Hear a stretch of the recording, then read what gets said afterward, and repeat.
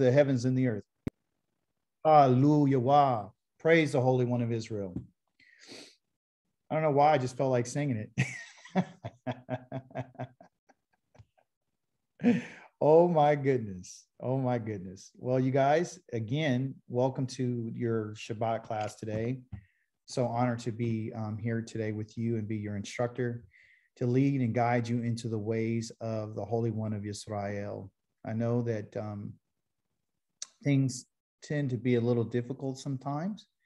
And, often we don't, know what the end is going to be on certain things. But what we do know, what we do know is that there is an end. That's what we do know.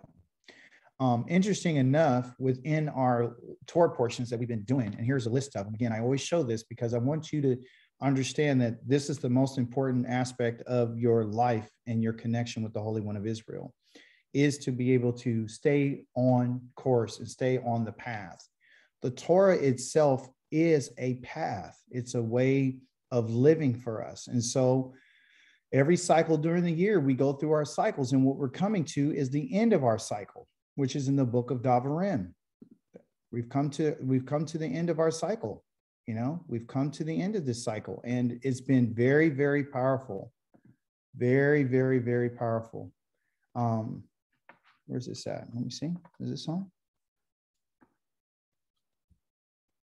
Oh, that's not working. Let me see here. We've come to the end of our cycle. And at the end of our cycle, what we found and what we discovered was this particular thing called here, Ha Azinu. Okay. You say, well, what does this mean? What does this word mean? I'm going to tell you what this word means, and then I'm going to tell you what this word means. Okay, with these words here, wazoth habaraka. I'll let you know what that means as well. Well, the reason why I'm bringing you here too is because I want you to know at the end, because we're almost at the end. This week is where we're at right now, and next week is going to be right here, and then we're at the end of the cycle. That's it. It's finished. And then we're going to go and we're going to start all over and make our way over to the book of Bereshit. And then we're going to begin the cycle all over again. So what's been going on? We've been going in a path. We've been walking down this path, in this cycle, going in these circles. That's what we've been doing, And every time we go around, we get more information, all right? So let's begin with this word, Ha Azinu. Okay. Again, like I told you, when you read the Torah portion, and this is on kabbalah.org, the first word that you're going to have in that first line that you read will have this word in it. Okay. They translate it into English, which doesn't do us any good because we don't fully understand what it means. So, for example, Ha Azinu, Torah reading. It says, Ha Azinu, right here. You see this? Right here. Ha, that means the, and then Az, and then Nu, okay? This is three different things, three different words that are being said, okay? And the Ha on the front of it means the. And the Azan, right here, means ear. And then the U on the end is a plural meaning for you. You guys, plural. So the ear, okay? So this has to do with the ear. And I'm going to break it down and let you know why he's saying this.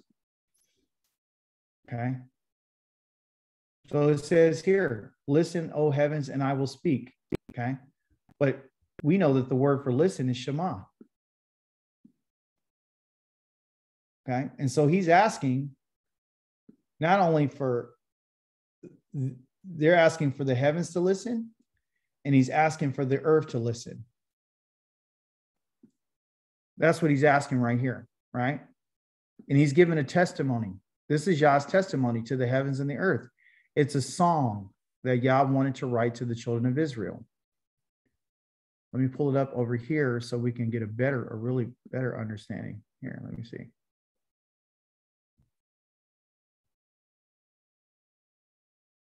So in the English, it says give listen, and here it says give ear.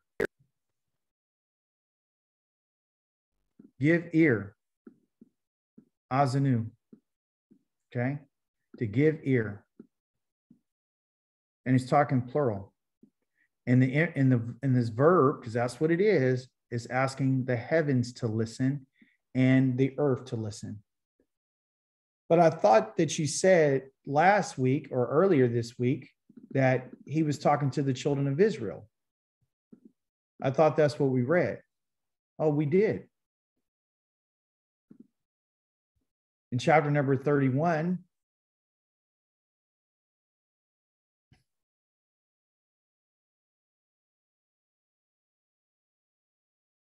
Yah tells Moshe that something's going to go wrong when he dies. 16 says, when you go to sleep with your ancestors, but this people will get up and offer themselves as prostitutes to foreign gods of the land which they're going. When they are with those gods, they will abandon me and break my covenant, which I made with them. Then my anger will flare up, and I will abandon them and hide my face from them. They will be devoured, and many calamities and troubles will come upon them.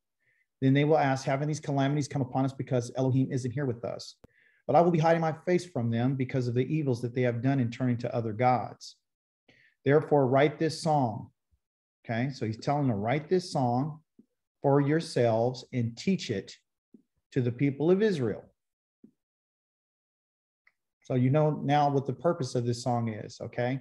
I want you to have them learn it by heart, okay? Their mind, so that this song could be a witness for me against the people of Israel. Okay. For when I have brought them into the land I swore to their ancestors, flowing with milk and honey, they have eaten their fill and grown fat and turned to other gods, serving them and despising me, and broke my covenant. Then after many calamities and troubles have come upon them, this song will testify. This psalm will testify before them as a witness. Okay?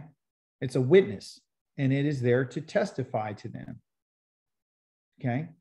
The testimony of the two witnesses, let every word be established. So Yah gives them this song as a witness, because it's going to witness against the people of Israel, and it's going to testify against them. And it says that because their descendants will still be reciting it, and it will not have forgotten it. For I know how they think. I know how they think even now, even before I brought them into the land I'm about to swore, which I swore. So Moshe wrote this song the same day, and he taught it to the people of Israel. Okay. And then he commissioned Yehoshua, the son of Nun, with these words: be strong, be full of courage, to bring Israel into the land in which I swore to them, and I will be with you. This is what Yah is talking about. Let's go find out now what this in particular word means. Okay. And it's called azan. Okay. Now I have this word up here. I don't know if you can see my screen. It's called zan. Can you see it?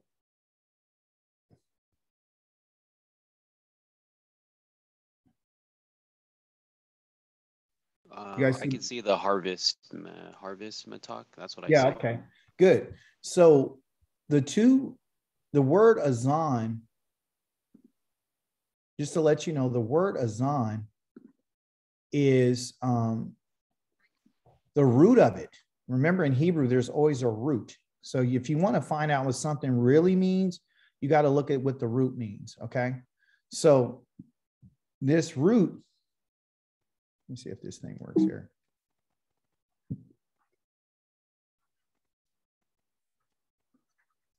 Okay, that's not operating properly, okay.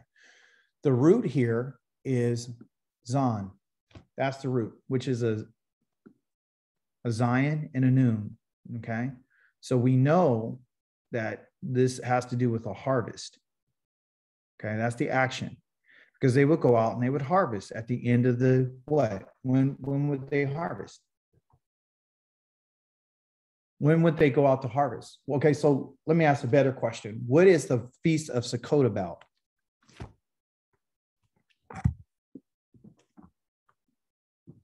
The ingathering. It's called the ingathering. And the ingathering of what?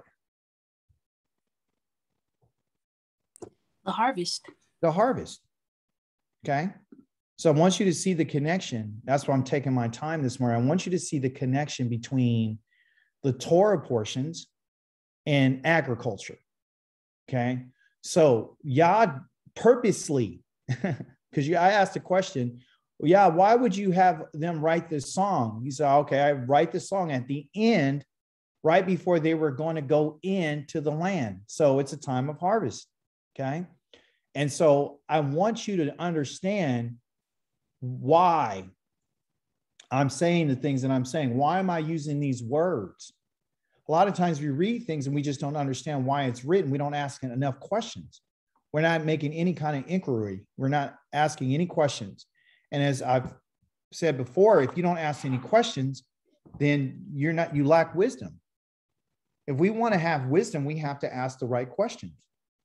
So when you read your Torah portion, you have to ask some questions. So one of the questions that I asked was, why did you use azan or azanu at the end? And here it is showing me, because it is the harvest time. As that harvest, it's at the end of everything. Okay. So this word zan have to do with harvest, and has to do with the tool called a matak. Okay. Mataks are used to cut. They're like a blade to cut the harvest. Okay. So it says the picture graph is this picture of this instrument. Okay. It's a picture of an agricultural cutting implement. Okay. So it cuts. All right. And it's such as a matak or a hoe. You know what a hoe looks like, right? So it cuts things, right? And the blade has a blade. So then you look at the next picture, which is a picture of this seed. Okay. It's a picture of a seed. So what do you have? You have a cutting instrument and you have a picture of a seed together, these two. Okay. And when you combine these, it means the matak of the seed. The one of many agricultural tools was a hoe or a mattock. Okay. Those are the tools that are using, right? So this implement had a wide blade for cutting a plant stalk at its roots. Okay. So remember that. And the crops were harvested for food, supply of foods, which were stored in jars. Okay. You say, well, what does that have to do with, an azan? Because we're talking about the root of the word. Once I put an aleph right here, then the word is called azan. Right now, the parent of this, these are the parents, the Zion and the Noon. These are the parents of the word for ear, azan. Okay. So you have to know who the parents are so you can get an idea what the children are going to be like. Because the children are going to pick up some characteristics, because they're going to actually hold its name in there, its root. Okay. So I'm going to move the screen over right here. And we have our word that we're looking at right now. We have, as a noun, the word azan, and is used as a weapon, a broad, sharp blade like a mattock. So it's still holds its parent's root, but it has a new letter. This letter right here is what you call the child root. That's the third letter in this. Okay. So it's telling us that this particular child, this aleph that's added onto the zan, has now have its name called a zan, which is called a weapon. Okay. But also too, it comes with the word, the same root, but it adds a little extra. It's called azon. Okay. So what do we have? We got the same letters. We got the aleph, we got the Zion, and we got the Noon. But now they put this yod right here. Right. And what is it called? It's called the ear. as being broad. For what? For listening. Okay. Is broad, just like the cutting instrument is broad to use to cut for the harvest, right? Now we're going to go down to the next word called ma'azon. What does ma'azon mean? Ma'azon still has the what? The root in it, which is here. Zon is still in there. That's the root. Then it also has a zon in it. Now listen to this. This is the most important part of the lesson today, is that this means balance. Okay. Well, where did we get in the balance from? Well, at the end of the harvest, when they're measuring and weighing things, they use a pair of scales to measure out. It's used for weighing. And so from the ear, okay, from the ear is as the place where balance is determined. You understand? So, for example, have you guys ever got off an airplane and your ear will be stuffed up and you feel like disoriented? It's called jet lag. Or have you ever been swimming and then you get some water in one part of your ear and then your equilibrium is off? Or you got an earache or any of those things? Our balance is found in our ears. Have you ever suffered from vertigo, or you got up too quick and the balance of your ears were off and you started spinning? It's because your ears. Okay. So why is this important? Why is Yah using this root in this word to talk to us about our ears? Because he's letting us know that our ears are nothing but scales. Your ears are given to us for us to take what is being said to us and to weigh them out. You have to start listening and understanding that everything that comes in your ears have to be weighed out. Everything has to be weighed out. There's an example in the book of Genesis where Isaac, YISRAEL, he got deceived. And one of the things that he did is, remember, he couldn't see that well. So all he had was his ears and his hands, his touch, his physical senses to determine whether or not he was, Yaakov was Esau. And one of the things that he said was, he felt him and he's like, yeah, you feel like him. He said, but you sound like Yaakov. You don't sound like Esau. You sound like Yaakov. Okay. So then he switched away from what he heard to what he felt. And then also too, and what he smelled and what he tasted. He used those things to determine whether or not he was being told the truth. Initially, he said, you don't sound like him. And from that point, he didn't question him any time after that. And as a result of that, he got deceived because he didn't use what you're supposed to use to make a determination. Your ears are very important. They're so important to us that Yah has commanded us to use them. And the first command that Yah has given to Israel, and the most important command of all commands, is found in the book of Deuteronomy, chapter number 6, verse number 4. And I want to go there right quick. If anyone has any questions, feel free to please.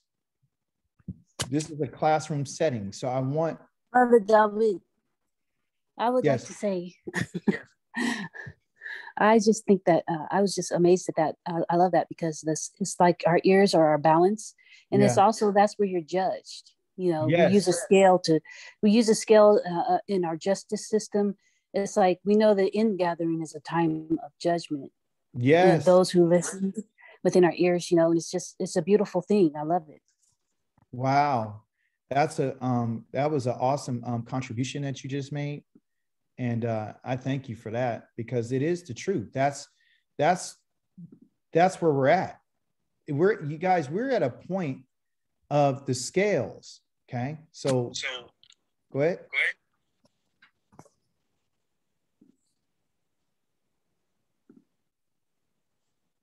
This is where we are.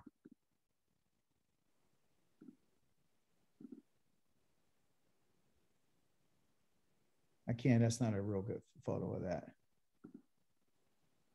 Can you guys see that? Yes. Yes. All right, so I got pictures up here, and I got pictures of, this is used for, I can't even blow it up that big, but anyway, she's called Justice. That's what she's called. And in her hand, you see a sword, and you see these balances right here, okay? And this is why when you go to court, they have what they would call the scales of justice, okay? And what happens is you'll have two parties. You'll have the one who is the plaintiff and the other one who is the defendant, okay? And they listen to both sides of the story, okay? So they'll put what they say on the scale, and they'll put the other here on the scales, and they weigh it out. They're supposed to weigh this out. And matter of fact, her eyes, if you can notice, they're covered. That means that justice is blind. I mean, you're not supposed to look at what somebody looks like. And they get this from the Torah. This is from the Torah, where Yah says that you don't supposed to care about what somebody looks like when you judge them, whether or not they're poor, whether they're rich, whether they're, you know, what they look like. Are they beautiful? Are they ugly? It doesn't matter. What matters is what has been said. And the judgment for this is found in executing that which is righteousness. Okay? So Yah has a way of letting us know that what I need you to do as my people is I need you to take what I'm saying serious. That's why I gave this to you at the end, right before the harvest, right before judgment. That's how it's done. So even with your grain, you're supposed to take your grain and you're supposed to put it on the scales, and then you weigh it out, and then you weigh over here. What is it worth? You put the silver or whatever over here and say, okay, how much is it worth? Remember, Yah says that our scales have to be just. They have to be balanced. The reason why he's telling us our scales have to be balanced is because your ears are supposed to be balanced. When you hear something, you're supposed to be able to say what it is, and that's it. You got to weigh it out. That's why Yah's given this to us, because we're supposed to be able to weigh it out.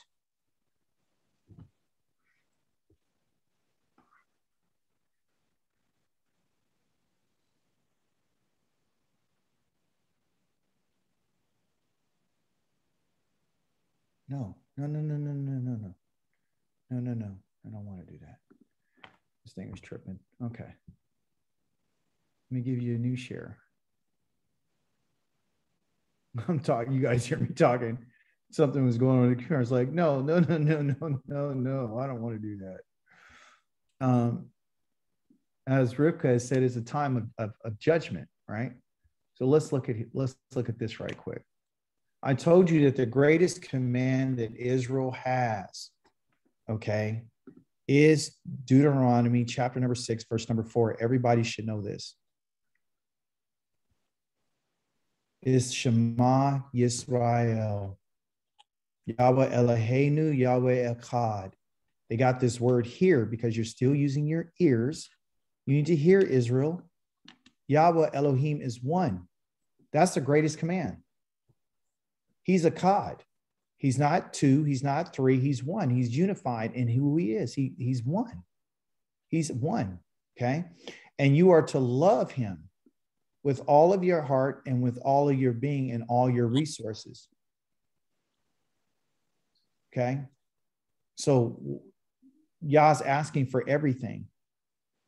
He's asking for everything. And we know here in Hebrew, this word all means call. It means a kaf and a lamed, to tame. I need you to tame your mind. I need you to tame your soul. And I need to tame all your resources for me. You guys belong to me. That's what I need you to do. That's what I need you to understand. You don't belong to yourselves. You're my servant. I called you by name.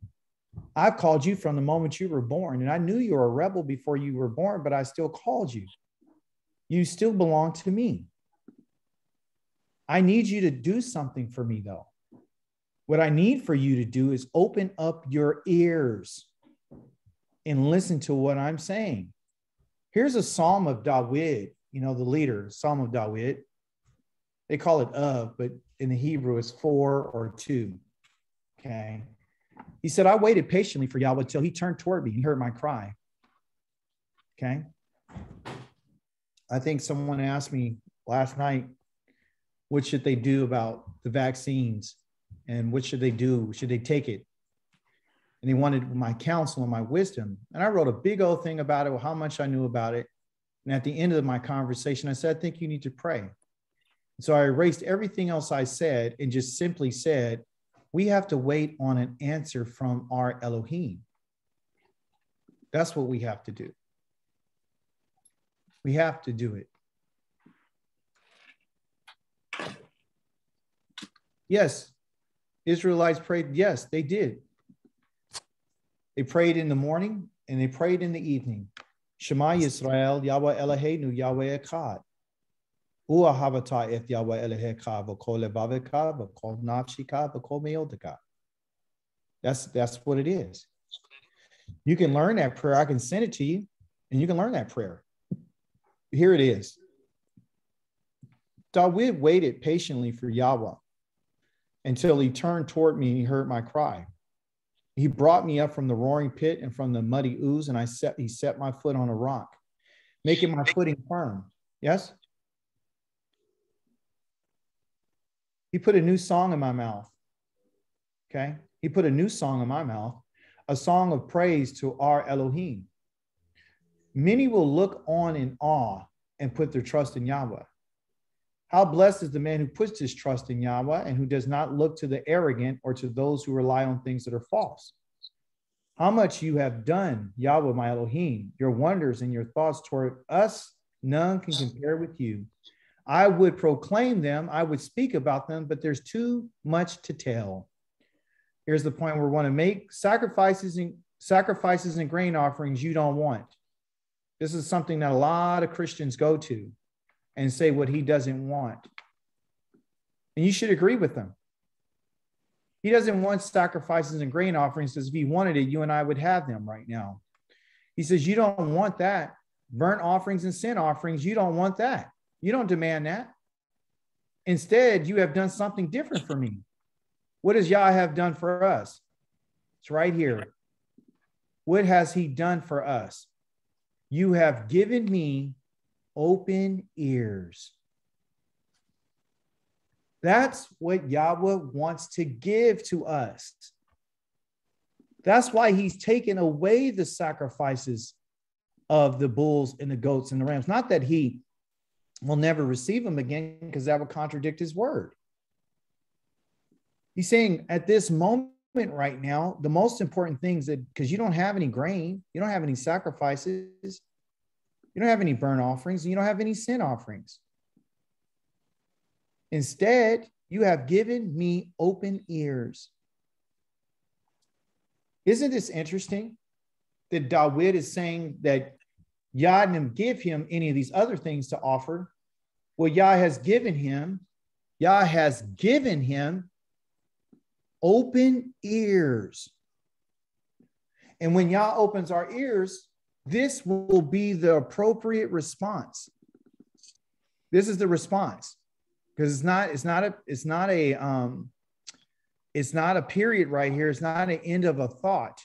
He says, so then when he opened his ears, then I said, here I am. I'm coming. That's what he said. Here I am. I'm coming. You see? So that's the goal. The goal is to have your ears open, that Yah will open your ears, and then you would say, here I am. I'm coming.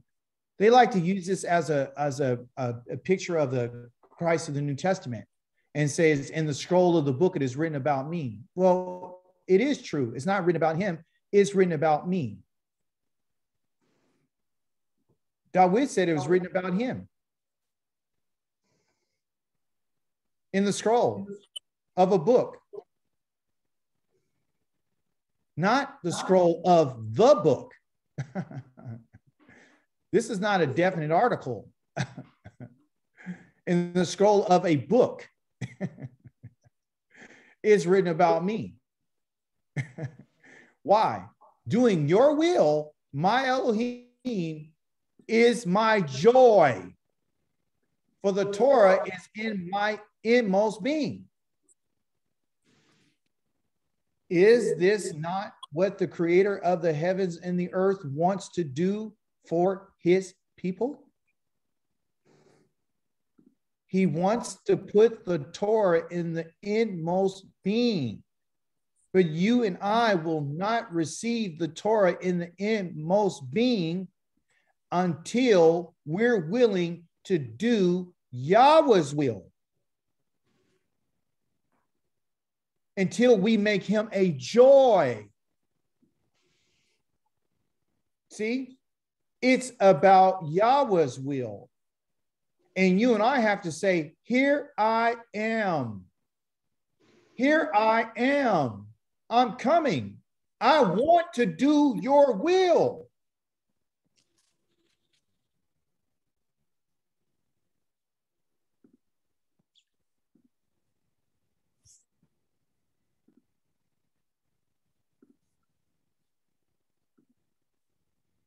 Do you understand that? Does anyone have any questions? Any contributions? Because this is where it's at. That's why Yah is doing everything he's doing to open up our ears so we can listen to him and we can hear what he's saying. There's someone else who says something about doing his will.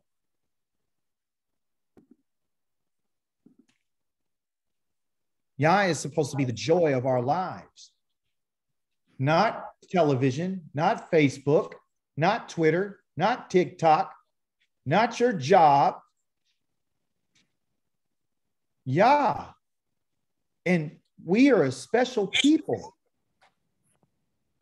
And he's trying to have us open our ears to know what we are supposed to do.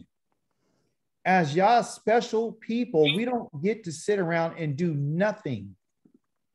Our job is to glorify the Holy One of YISRAEL.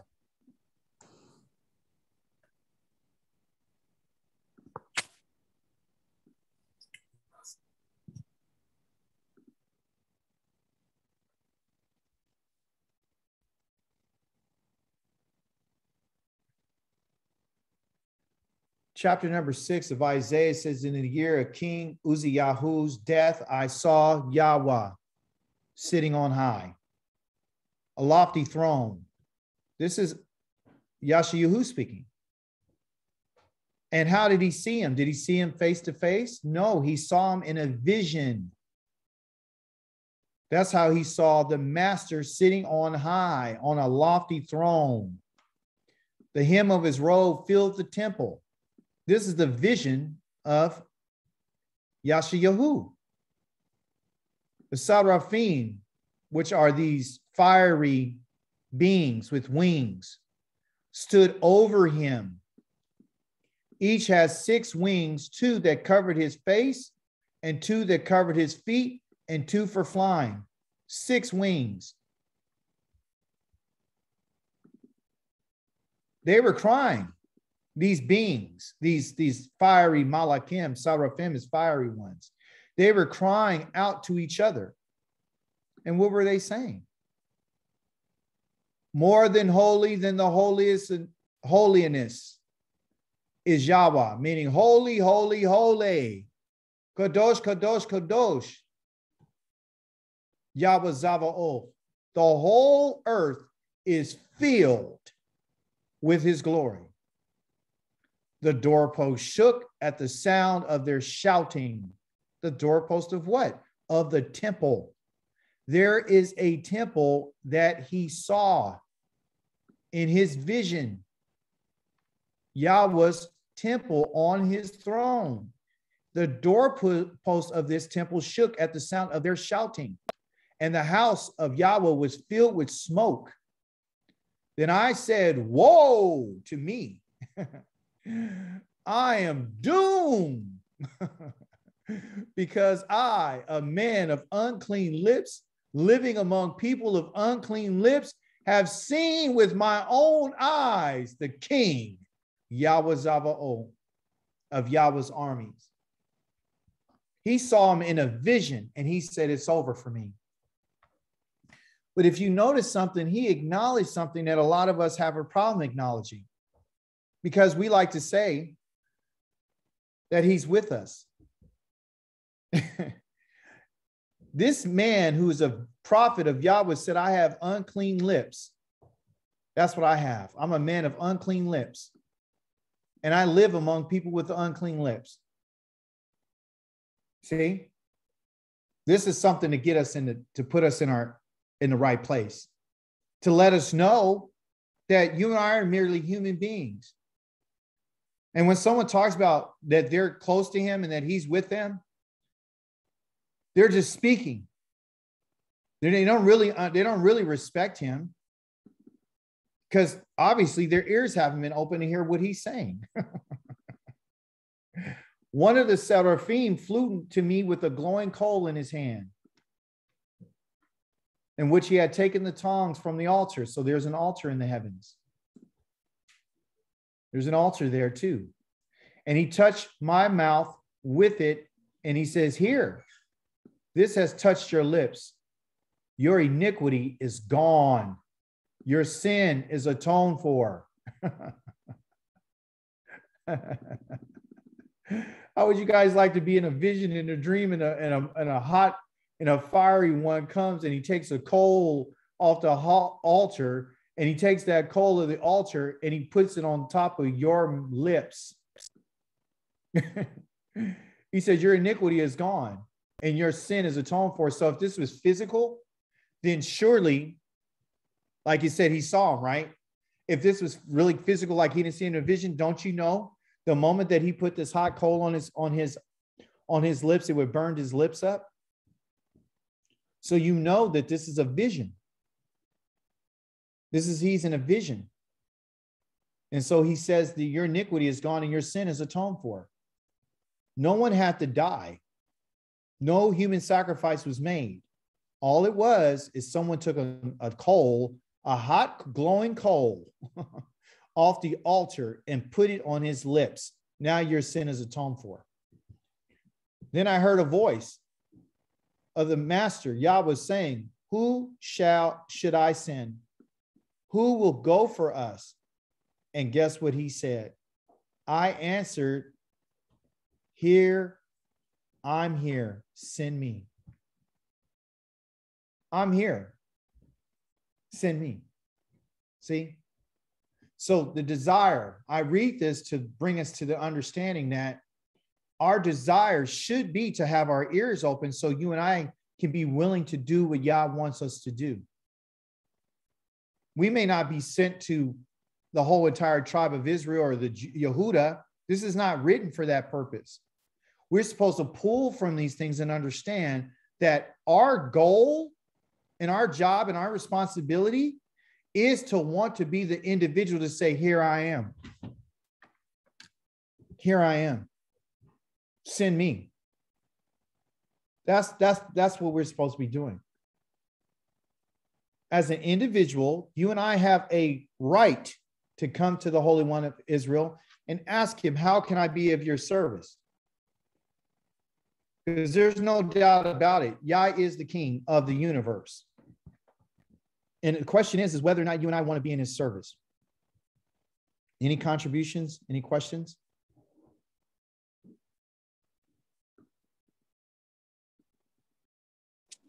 I'm honored to even be able to hear his words through you today. Praise the Holy One of Israel. Praise the Holy One of Israel. And I'm honored to be able to give the words of Yahweh to us today, to read it, to understand it. You know, when I began doing my studies in this area, I was asking, like I said, yeah, why is it at the end? Why are you saying this? Because he wants to let us know that my people are going to turn on me. They're going to abandon me. But even in their abandonment of me, I still want them to know. I still want to talk to them. We're coming to the end of our harvest, our season. And Yah's giving us a warning at the end of the season. Now, next week, we're going to be celebrating. But as you notice, at the end of the seasons, like he said last week on the Shemitah, every 6 years in the 7th year, you're supposed to release everything, you know, your brother, and release people from their debts and release people. And so he's saying that's the time of release. At the end of the year, we're supposed to release things. The Day of Atonement was early. The Yom Kippur was this week.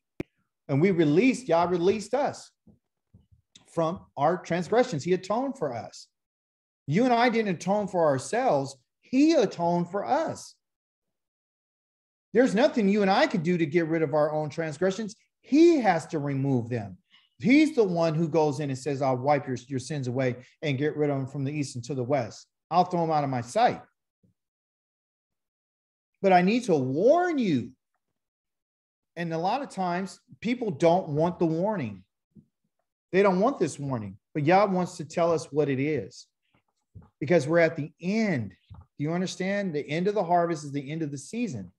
As I said, and I'll say it again, in my studies, I know for sure, for certain, that the only time Yah gathers anything is in its right season. So if he's going to gather Israel, it's going to be in a season of gathering. That's when it's going to be. It's going to be the full-fledged at the end of the season. He's going to gather us. Is it this year, next year? Doesn't matter. He's going to gather us. That's what it's going to be. But before the gathering, Yah puts out an edict to let us know, I have to tell you what you've done so you could prepare for my coming. Because this chapter is about Yah judging Israel. This is about Yah judging his people and the nations. He's giving that warning at the end of the season. And he wanted them to remember this forever as a witness. So no one can ever say that they never got the information. I'm going to read some things to you. It's 50 verses. But we're not going to read all 50. We're going to read the time, and we're going to talk about what it is that Israel has done, and we're going to discuss it. And we're going to find out what is it that you and I need to pick up from this. Okay? So I'll begin in verse 15. When Yah says Yesharum, which is a nickname that he has for Israel, the upright one grew fat and he kicked and he grew fat and thick and he abandoned his maker. That's what he's done. This nation has abandoned his maker. He scorned his rock, his salvation. Yah is our refuge. He's our rock. He always has been. He's our place of protection. And what did they do? They roused him to jealousy with alien gods. They provoked him with abominations. How do they do that? They sacrificed to demons. Yeah, that's right. They sacrifice to demons, and they sacrifice to non-gods, gods that they have never known, new gods that come up lately, which your ancestors had not feared or trembled before. They never had an experience with any other God like they had with our Elohim. They never saw fire. They never saw earthquake. They never saw thunder. They never saw lightning. They never saw any of these things. And then he says, you ignored your rock, the rock who fathered you. You forgot Elohim, who gave you birth. That's one of the worst things that a child can do, is forget who their father is. I tell my kids all the time, I'm not your friend. I'm your father. You have plenty of friends, but when I'm your father, I'm the one who gave you birth. And it say your mother gave you birth. I gave you birth. You wouldn't be here if it wasn't for me. That's the truth. She's the land. I'm the seed. You're the plant. You grow. That's what it is. I'm the one. So why did Yah give me the position as a father? To tell me how it's going to be. How's it going to be? He tells you.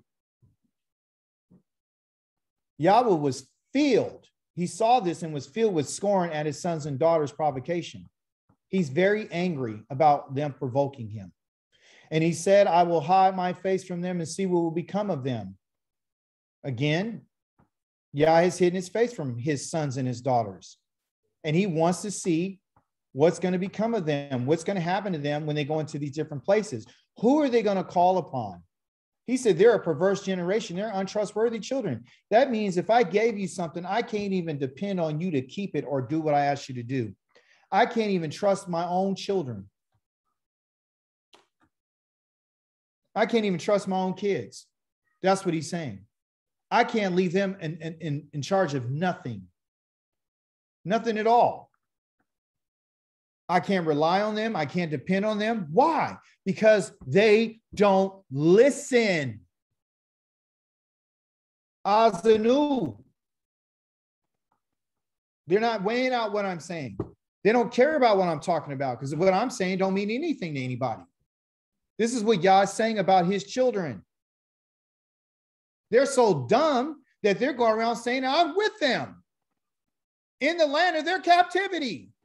And they're being killed all day long. And they still want to say that I'm with them. How lost is my sons and daughters? How confused are my children?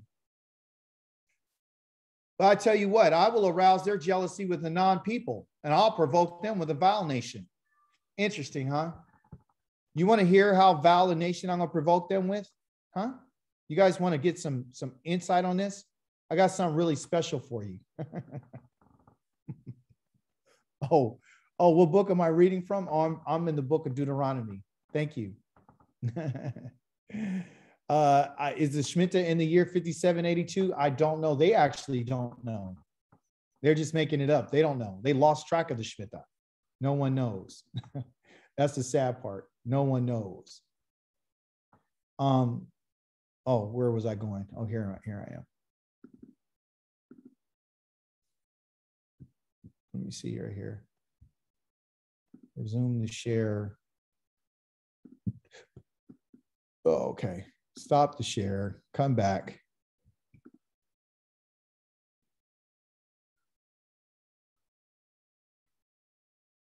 Let me show you guys something about a vile nation. Let me show it to you who he said he's going to provoke you with. He said he's going to provoke you with someone who's vile, right? All right. Just wanted you to know that there's some contrast here that I want to show you between they call the Jewish people, Judaism from the Talmud, and the Torah of the Tanakh of Yahweh. First of all, Yahweh says that he prohibits sodomy.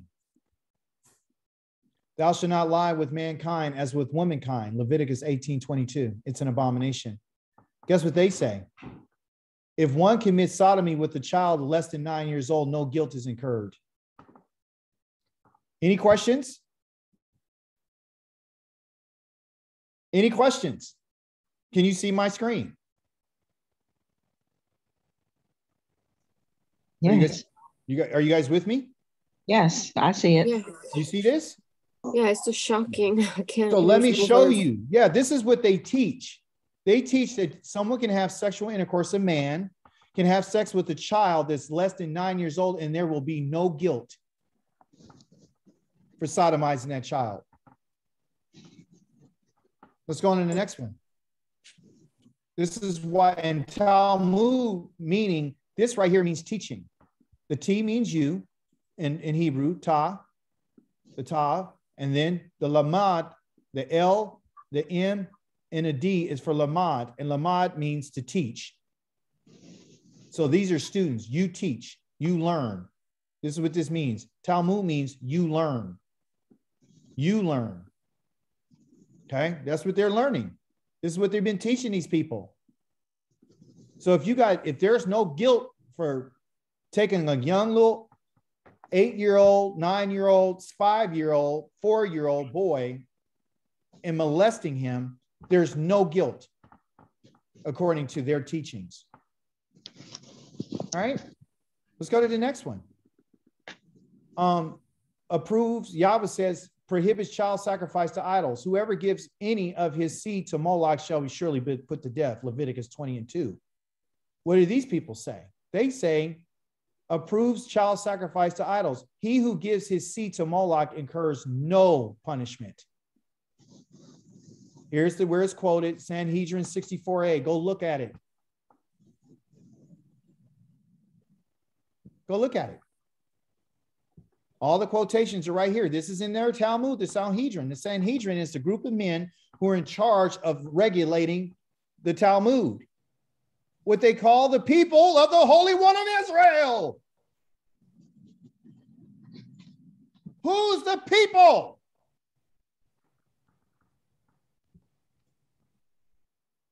How about this? Yah says, cursing parents are prohibited. He that curses his father and mother shall be put to death. Nobody likes that. You ever open your mouth to speak against your father and mother, you are going to be put to death.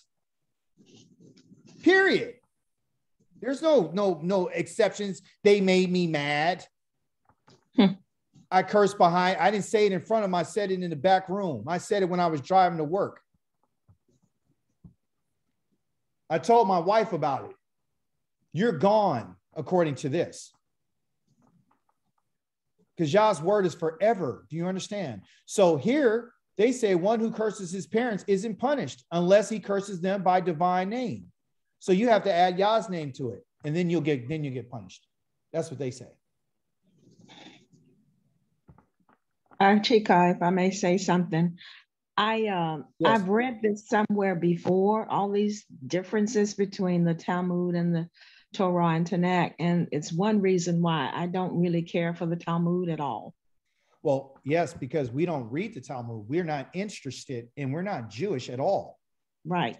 What they've done, everyone, to let you know, because I get on Hebrew rabbis, I talk to these people.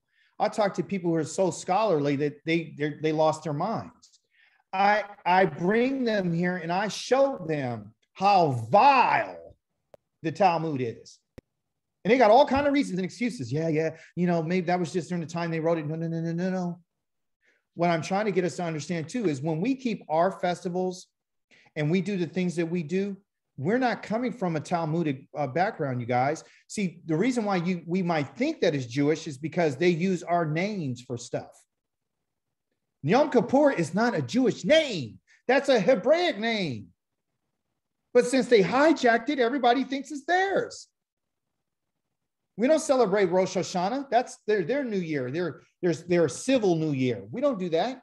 The first month for us is the Yom, the month of the Kodesh Aviv. We're the first month is Aviv for us. Theirs is here just recently. So there's some differences. So, but they're using our platform to create their teachings, you see? But they allow enchanting. It's permitted to consult by charm the spirits of oil and eggs and make incantations.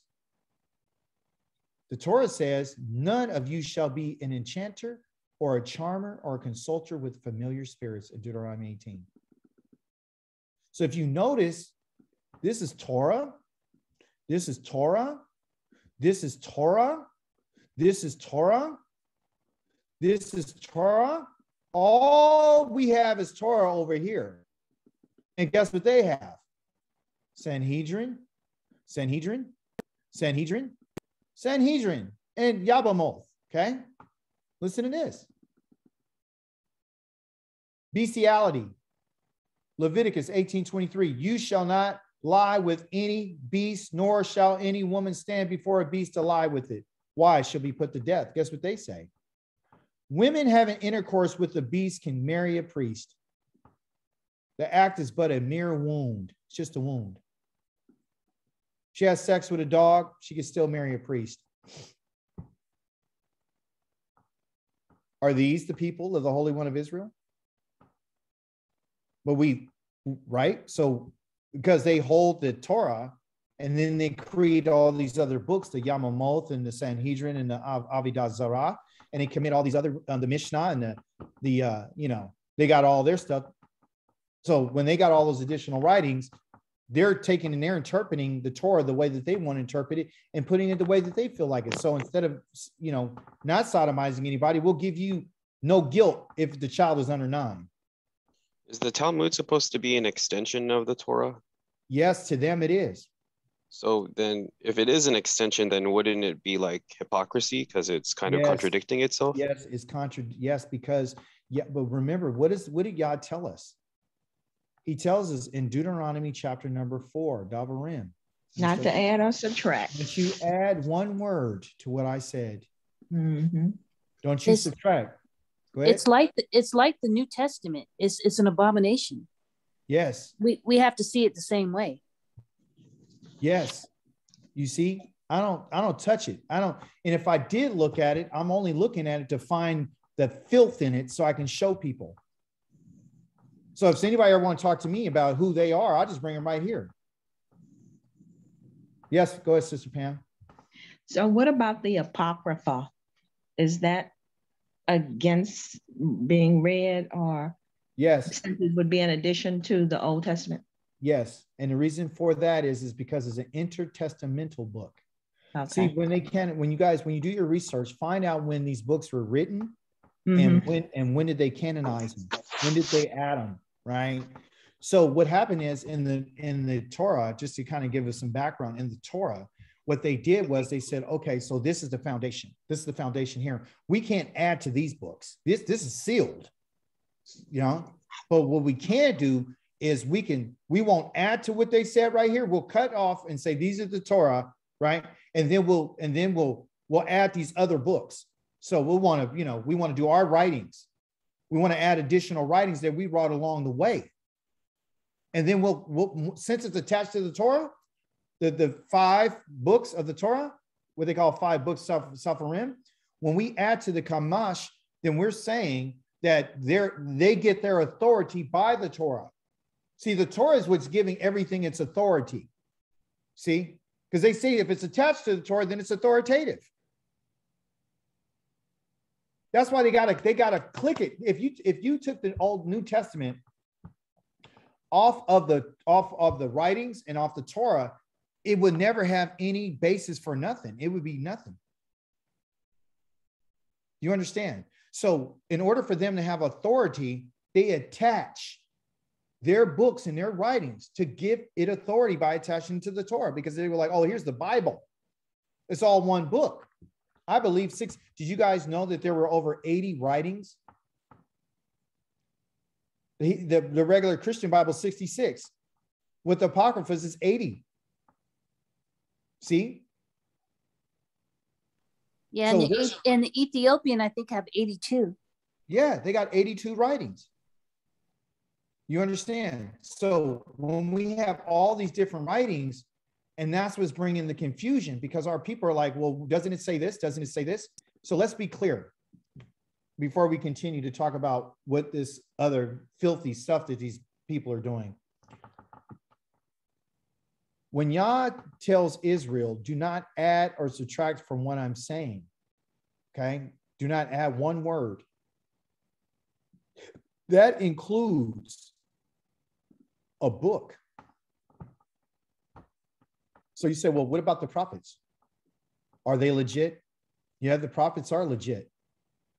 And what about the book of Judges? And what about the book of Samuel? What about, all these other books that are written? Are those books any good? And the answer to that is yes, they're a lot of them are history. And a lot of them tell you, Yah says, I'm going to send a prophet. And when that prophet comes, he's going to come and warn you on my behalf. He's going to tell you what I'm saying, what I'm thinking, and what direction I will want you to go to remember to turn back from. If you notice all the times that Yah has sent out a prophet, he sent them with the same message. And the same message, it always been the same, is to turn back from your idols and come back and go back to the Torah. It's never been any other message. That's why we're sticking to the Torah, because that's where Yah instructs Israel. The word Torah literally means instructions. Okay, that's what Torah means. Torah is instructions. That's what I'm trying to get us to understand. It's instructions. Yah has not given any instructions to Israel outside of the Torah. He's given warnings to Israel, but he's never told them, okay, here's something new for you to do. here's something I changed my mind about this. No, what you see in the book of Nehemiah and other books like that, they begin to make other covenants with Yah on their covenants, saying, hey, when we do this, we'll set our slaves free, then we'll do this, and we'll do this, and we'll do this, and we'll do a fast. Israel has always come up with other stuff. Let's have a fast. That's why he says these are your holidays. These are your festivals. These are not my festivals. Yom Kippur is not my festival. That's not my festival. That's your festival. Hanukkah is not my appointed time. That's your appointed time. That's your tradition that you created, which I told you never to add anything to what I said. Have you noticed that even if they had Hanukkah, nothing ever worked out for them? Oh, they lit the candles and they got back and rededicated the temple. Well, where's the temple at today? It's destroyed. Why? Because that's not what Yah asked them to do. Why does Yah say, I'm getting rid of your Rosh Kodesh and your festivals and so forth and all that, all your stuff? Because they have their own agenda. That's what Israel does. They don't care about what he's talking about. It's like this. I tell my children something. I say, hey, this is what I want done. Guess what they say? Okay, well, I think I'm going to do this instead of what you said, but I'm still going to accomplish the same goal, but I'm going to do it the way I want to do it. I say, no, that's not the way I asked you to do it. I asked you to do it this way. You see, when he talks about my children provoking me, that's what they did. They provoked him. As a result of Israel not doing their job and not following the instructions, if it's like this, if you don't follow the instructions when you're making brownies, what's going to happen? They're going to be any good. They're going to be gummy. They ain't going to be no good for you. You'll be like, ugh. You got to follow the instructions. You understand? So they condone bestiality. A woman can have intercourse with the beast, not a problem. She'd still be able to marry a priest. Does that sound like Yah would authorize that? Harlotry, lawful. A harlotry is permitted, meaning you can have sexual intercourse as a harlot, and whatever the woman has received is completely a legal gift, according to what they said. But guess what we know? We know that Yahweh says nothing after harlotry wages will be received. Nothing. Whoever plays a harlot in Yahweh's house will be put to death for Israel. Blasphemy. One can revile the divine name if mentally applying it to some other object. So you can defile his name and it's not a problem. It's allowed. Yah says anybody blaspheme the name of Yahweh should surely be put to death. You see? ACHI'KA, Yes. do you think you can share this with us? Share what? This print, where you're that chart that you're looking at. Oh yeah, absolutely. I can send it to you, and we can send it to everybody. Absolutely. Thank you. I just took a picture of it. You can take a picture of it. I don't know how they do it on. Yes. You can copy it. I just took a picture, but I have a question in regards to enchanting. It's a little confused. So it says, none you shall be enchanter. Okay, so is that kind of like ghost or medium? Yes. Or yeah, it's a medium. It's a spiritist. It's in Deuteronomy chapter number 18, verse number 10, 11, 12, all the way down. It talks about the prophet he's going to send. He was warning Israel. He says, when you guys go to the land of Israel, you cannot be like those people. This is the way that the people would get in contact with their gods, is through this way. So I told you not to. You can't do this. So like you Halloween. Can't call them. The kids following all the dead or the ghost. Or yes, they're calling on these people. They're consulting spirits, familiar spirits, charmers, necromancers, spiritists, people who are calling the Holy Spirit. That's an enchanter. Also the Day of the Dead that from in Spanish or Latino traditions, or they have the Day of the Dead, where they go. Yeah, that is complete enchantment. Even like the Indians, what they do, and they get you can reaching out to the dead spirits of the spirit of the wolf and that kind of stuff. You see, this cannot be among Yah's people. So what do you think it's in my culture? We during this time, which is the same day as September 21st, is called Harvest Festival or Thanksgiving, and we once a year we bring the food our grandparents and our parents liked, and we set the table, and then we bow to them. Is that against Torah? Yes, it is. Oh. It's against, yeah, because they're asleep and they're dead, and you're worshiping the dead. Our Elohim this is the reason why. It's simply because if you notice, Yah has never told us to worship or venerate anybody that's dead. He said, with their sleep, they're asleep. They don't never. Have they ever held a festival for Moshe? Yes, Sister Okoti Pam, go ahead. I noticed the top of the chart is entitled The Two Most Contrasting Religions. Well, the Torah and the Tanakh are not religions, they are a way of life. Yes, yes. As opposed to Judaism, which is a religion. Yes, yes. They got it wrong up there. Yes, that title up there is wrong. Yes, so thank you for that. I love you, very observant. I love that because you know, because guess what? I would say, yeah, this is wrong. Yeah. So the fact of the matter is that the only one who is alive is Yah. That's what he's trying to get us to understand. He's the only one that's alive. He's the only one that's worthy of praise. You never see anything for anybody. You never see us saying, let's worship and throw up a holiday for AVRAHAM, YISRAEL, and Yaakov. And let's remember the saint Elijah, and let's remember him. And no, you never see any of those things. So Yah is warning us. He's telling us that, look, the people that you guys have said that just like you guys have said that I'm these gods, because that's what they were doing. He says that you guys have done that. You provoke me with these people, right? These gods who are not gods. I'm very angry with you. You arouse my jealousy with non-gods. So what you did was vile.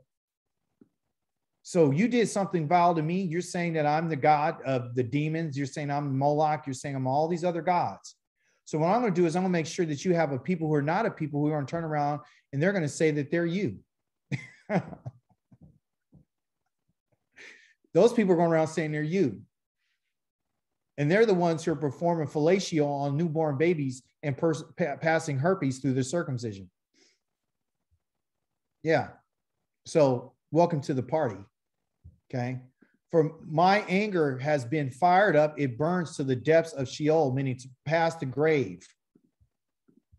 I'm so angry that my fire is going all the way down through the ground. Okay. And it's going to devour the earth and its crops, and I'm kindling the very roots of the hills. So you know where the mountains, really, they got this word hills here, but it's mountains.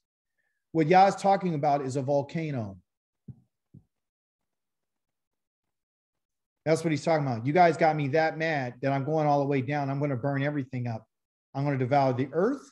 I'm going to devour its crops, and I'm going to devour the very roots of the mountains. And okay. And I'm going to heap disasters on them and use up all my arrows. In Hebrew, this word right here, arrows, is talking about lightning. Lightning. That's his arrows. And they're going to be fatigued by hunger. They will be consumed by fever and bitter defeat. I will send fangs of the wild beasts and the poison reptiles crawling in the dust. And outside, the sword makes parents childless. I'm killing people. Inside, there's panic. There's panic. And as young men and girls alike are slain, and sucklings and graybeards together, I'm killing everybody. I'm killing everybody. Young men are going to die. Girls are going to die. Your young children are going to die, and the old people are going to die together. And I considered putting an end to them. I've considered it. And I want to erasing their memory from the human race off of all humanity. But I feared the insolence of their enemy. feared that their foes would say, mistakenly think, we ourselves have accomplished this. Yahweh had nothing to do with it. It's the reason why Israel will not be completely destroyed.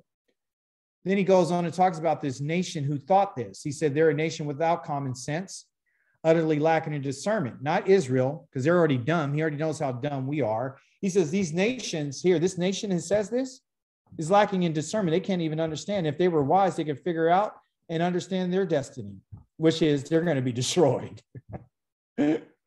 After all, how can one chase 1,000 and 2,000 or two put 10,000 around unless their rock sells them to their enemies, unless Yahweh hands them over? As I've been saying for the last couple of weeks, Yahweh has handed Israel over to their enemies. That's why one of them could chase 1,000 of us. He's giving this type of language to understand that we become powerless. Yahweh handed us over to them. But they know, for our enemies have no rock like our rock. Even they can see that. And then he talks about, rather their vine is from like Sodom, and their fields of Amorah are grapes of poisonous. Their clusters are bitter, and their wine is a snake poison, the cruel venom of vipers, meaning the places and the nations that we're dealing with are just like Sodom and Gomorrah. Then he asks this question in verse number 34. He says, isn't this hidden with me, sealed in my storehouses? So Yah has storehouses. And we know in the book of Job, he talks about his storehouses. And his storehouses is full of all kinds of weaponry. Yah has storehouses full of weapons called the wind, the storms, the tornadoes, the volcanoes, lightning, thunder. It's all there. Those are his weapons because he is in charge of the army. Okay. He says, vengeance and payback are mine. I want you to know that. They're mine. I didn't begin this in the book of James. I told you right here in this song, this is where they got it and they stole it from. Vengeance and payback are mine. For the time when their foot slips, the day of their calamity is coming soon. Their doom is rushing upon them. Who? The nations. Yes, Yahweh will judge his people. Now, I want you to pay very careful attention about what I'm about to tell you, because there's a division here that you can't see in English that I'm going to share with you. Yes, Yahweh will judge his people, comma.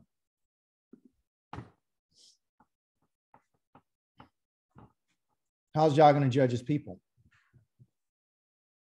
He's going to kill a lot of his people. And he says he's going to, but listen, that comma is there because ultimately every one of his people is not his servant.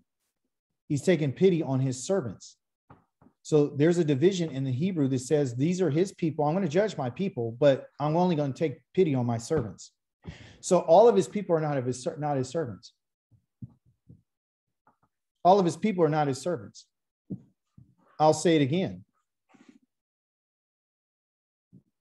All of his people are not his servants. Only those who follow the Torah are the servants of the Holy One of Israel. Don't try to change what he said. Don't try to find a way to save your friend or your mom or your dad or your girlfriend. Yes, Sister Okoti Pamela. Is that like saying many are called, but few are chosen? Yeah, they say that, but yeah, that's where they get it from, because they understand that Yah will judge his people. And the people of Yahweh is all of Israel, right? Right. But only a few of those people are the ones who are serving him. Okay. Right. So even within that, so listen how what Yah says. The mighty one, Elohim Yahweh, is speaking, summoning the world from the east to the west. Out of Zion, the perfection of beauty, Elohim is shining forth. What does Yahweh say? Our Elohim is coming. And he's what? He's not going to stay silent, everyone. He's not staying silent. Why? Because with a fire devouring ahead of him and with a great storm raging around him, he calls to the heavens above and to the earth in order to what? To judge his people. Who's he calling on? The heavens and the earth. Why is he calling on the heavens and the earth? Somebody tell me. Because they're the witness. They are the witnesses. Thank you. And they've been faithful to Yah, but also too, what's in the heavens that Yah is going to use against his people?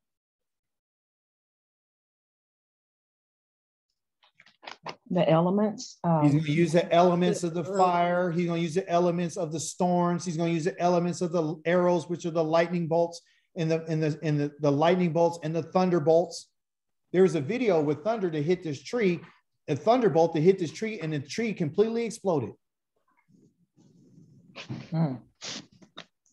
That's what's coming.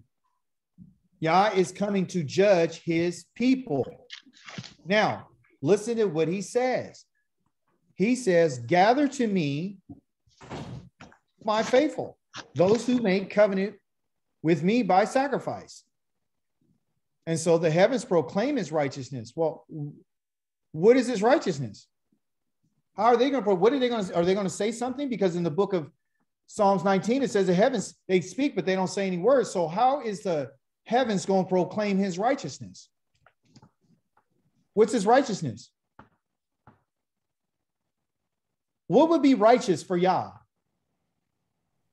If we keep the Torah? But when he judges, righteousness is only going to be executed when there is judgment. That's how they're going to proclaim it, because they're going to shoot down everything to kill everybody that Yah told them to kill. They're the ones who are going to execute the judgment for him. That's why they're the ones who are going to proclaim it by what they do. They don't ever say a word. They just do things. You see, they say things are being said, but you can look at the heavens and earth, be like, oh, well, they're speaking, but where the words go out through all the earth. When he tells in the book of Malachi, he says that the Son of Righteousness will rise with healing in his wings after he torches everybody. He says the heavens proclaim his righteousness, for he himself is judge. So when you look at the judgment of Yah and you look at him as judging the world, he's going to use the heavens to proclaim his judgment. You see?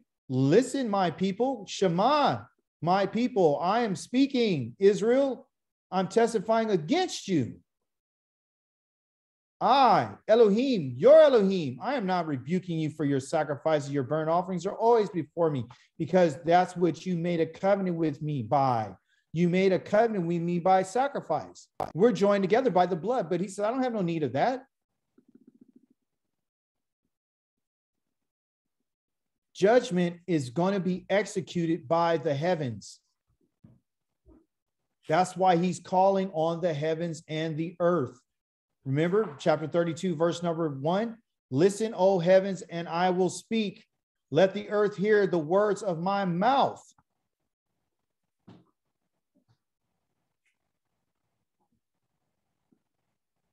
That's who Yah is going to use for judgment.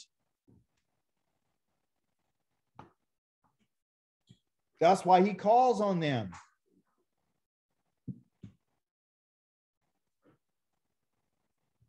Listen what he says. Yes, Yahweh will judge his people. He's taking pity on his servants, the ones who have done what he's asked them to do. When he sees that their strength is gone and there's no one left, slave or free, meaning you have let go. You're let go, but you're not let go. You're still stuck here. Then he'll ask, where are their gods? The rock in whom they trusted. That's why you're sent here. That's why this is a testimony and a witness against Israel, to find out where are your gods. Because remember, you guys are the ones who want to worship other gods. So now I got to teach you that there's no one else. That's what I got to teach you. Because obviously you guys didn't know that. That's why I sent you to these other places. So when you called out to those gods, they would not answer you.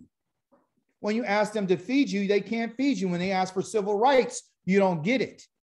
When you ask for a George Floyd bill, doesn't come across. When you ask, not to be mandated on something, they're still mandating you. You don't have no food security. You have nothing, but yet you say, I'm with you. Because you still don't know.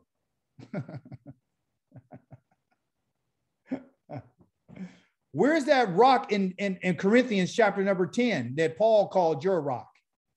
The one that your mother and your father and your grandparents been calling on. Where's he at?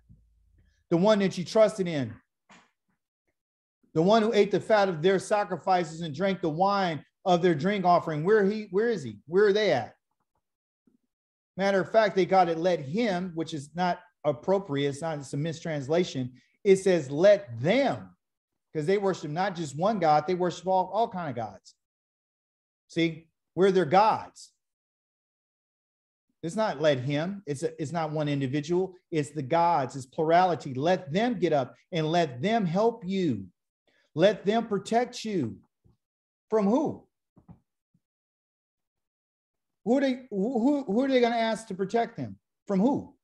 From what we read so far, who are they going to be asking to protect us? Protect us. Ask them to protect you. Ask them to help you when what? When I come to kill you. I want you to call out on your gods when I come to kill you. That's what I want you to do. Because you think it's over. You think I forgot. You think that I'm going to let go, right? I told you that when you did that sin with that golden calf and Moshe begged me not to kill you and try to intercede for you. And I said, nah, when the day comes for their punishment, then I'll blot out their name. See, we thought, well, it's instant. It's right there. It's chronological. That's when he did it. No, he says there's coming a day when I'm going to judge my people. Yes, Galaxy A02S, Gennaro. Yeah, I wanted that. Yeah, we just read about let him get up and help you, protect you. There's this video I'm still trying to find to this day. There's this video. It was talking about all these disasters that was going around different parts of the world. And this little girl, she was talking about her experience. She was in a different part of the country. And then she was going around asking people, do you know JESUS? She was saying the name. She was going around. Do you know JESUS? Do you know where he's at? Do you know where because she was calling out to him. Mm-hmm. And this dude said, she said that this guy came up to her and said, if you say that name one more time, I'm gonna kill you. And then cause that's the name a lot of people believe in and call on. So when that disaster was happening, I'm more sure a lot of people was calling on that name and he ain't show up and save them. So that's why that dude came up and told her, like, you say that name one more time, I'm gonna kill you. And I'm still trying to find that video to this day. Yeah. Well, that's one of the things that they did recently in India. When the COVID had hit them, they all took their gods and threw them in the streets because they were calling on them and it wasn't helping them. See, that's what's going on. So the Creator is saying, I want you, since you guys believe in these gods, right? And I'm going to remember what he said. He says, I'm judging these people. I'm going to judge. I'm judging. Yes, I'm going to judge my people. I'm going to judge my people. I'm going to judge my people. I'm going to take pity on my servants. Then he said, he will ask, where are the gods? When I judge my people? Where is the rock in whom they trusted? Where is he at? Where is he at? So look, see now that I am, look, let him get up and help you because I'm judgment now. This is why Yah wants us to open our ears and need you to weigh it out and balance your scales and listen to the words. Because he's saying, I want you to listen carefully because you got to weigh this out. He's literally saying, if you go to another God, the gods are not going to be able to help you and they're not going to be able to protect you from me.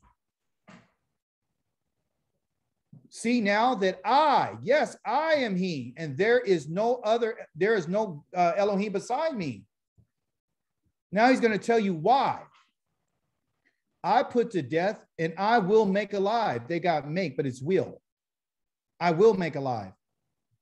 The judgment, everyone, is that Yah is going to kill his people. And I will make alive the ones that I want to spare. I wound it, and I will heal. These are physical things that I'm going to do to you. So let them get up and protect you. Because at the end of the day, yes, see now, because that's what you need to understand. Now you need to know that I am he. Yes, I am he, and there's no other besides me. And the only way you're ever going to know this is when I come to judge my people. Because then I'm going to show you the difference between those who serve me and those who don't serve me. And look at what he says. I wound it and I will heal. No one saves anyone from my hand. For my hand in what? My hand in judgment.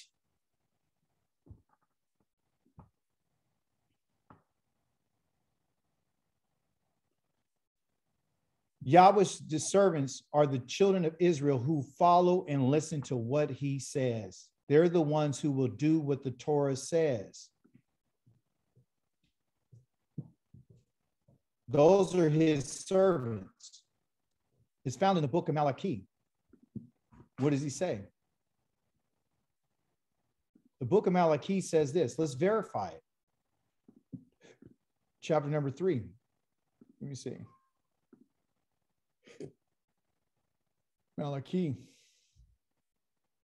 I want you to open your ears and listen carefully to what the Holy One of Israel is saying. Ha Azinu Listen. It's critical because if you're not his servant, you're not doing what he says, and he's going to kill you. That's what it is. There's no turning nothing. 3:16 says this. Then those who feared Yahweh, okay, spoke to one another. They spoke together. And Yahweh listened and he heard.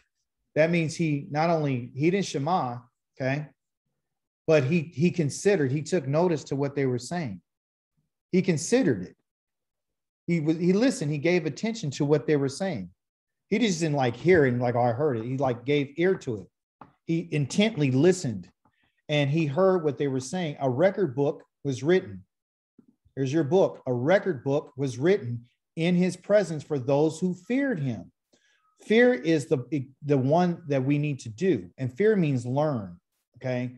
Because that's where, and fear has to do with Torah. Because it shares the same root as Torah. YISRAEL has to do with Torah. It's the same root for Torah. To be instructed. They feared him and they had respect for his name. When you show respect for Yahweh's name, you're not trying to go out and go against what he says by profaning his name deliberately, okay, intentionally.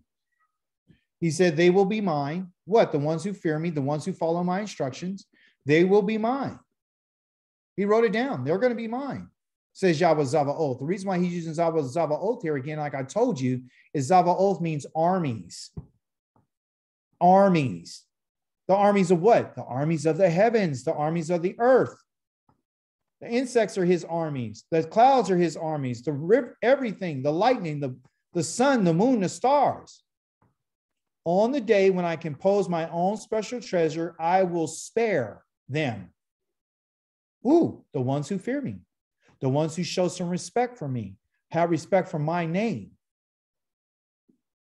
Everything that had my signature on it, they have respect for my name.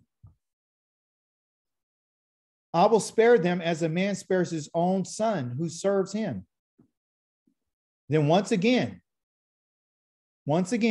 you will see the difference between the righteous and the wicked, between the person who serves Elohim and the one who doesn't serve him. So he's letting you know. The wicked are the ones who don't serve him. The ones who are righteous are the ones who do serve him.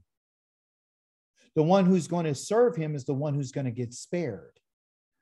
The one who is spared is the own special treasure.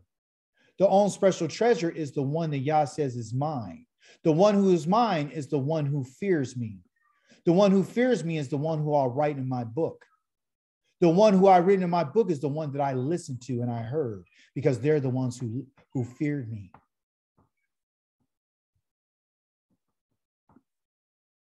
And there's nothing that you and I could do to help spare anyone. He didn't say that I can say, oh, well, I want to make sure my friend is going to help. I can spare my best friend.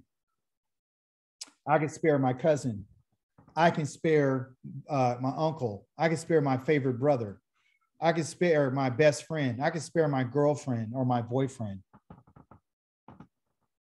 If you want to know who Yahweh is, you better understand something. You are the one that he's holding responsible for what he said. And it's up to us individually.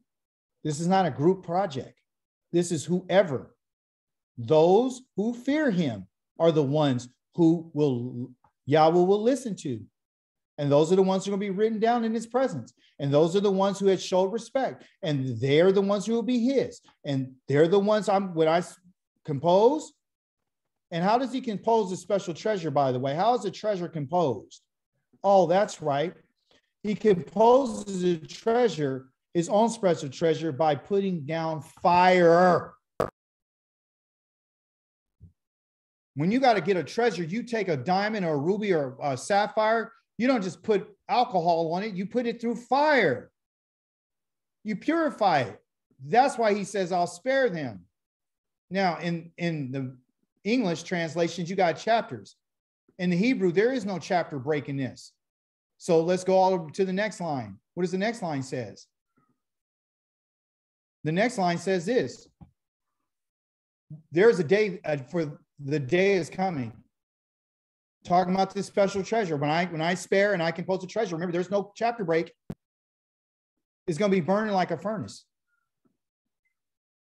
That's what it's going to be burning like. The day is going to be burning like a furnace. That means it's hot. When all the proud and evil doers will be stubble.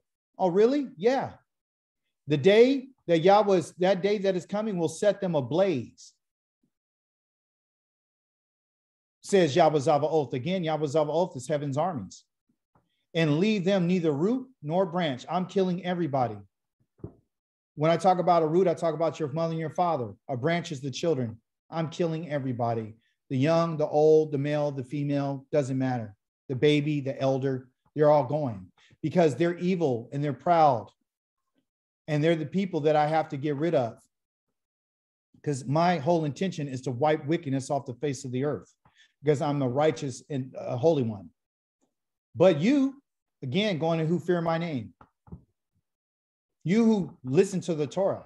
You who are willing to learn. You who are willing to study. You, the S-U-N, the Shemesh of righteousness. I told you that the heavens proclaim his righteousness. This is how they're going to proclaim it. The Son is going to be used to bring about the righteousness on the earth by burning up everybody that needs to be put to death. Will rise with healing in its wings, not for those who fear his name. But I thought it set ablaze. Yeah, the set ablaze is for the evildoers. Okay, that's for the evildoers. And that's for the proud. The proud are the ones who say, I don't have to do what you say. The proud in the Hebrew is called gay. Gay. You know how they say gay pride? It's called gay. That's why they call it gay pride. It's gay. That means to lift up your back, to bend your back, to lift yourself up, to exalt yourself. That's what they're doing. They're exalting themselves. Self-exaltation. That's what they do. Self-exaltation. That's the pride. Confidence. Pride is arrogance. Arrogant enough to say that you're not under the curses, to say that I'm with you. I'm going to kill you because you're saying what I said is not true. I don't care if you made a mistake. That's your mistake. You're guilty. You spoke against the Holy One of Israel, and because you've done so, I'm going to put you to death. Yeah. See, Christianity has softened us up to think that our Elohim is going to sit back and take anything and take everything because he's a God of love. No, he's a God of judgment and righteousness. Yes, he loves us, but in justice and righteousness.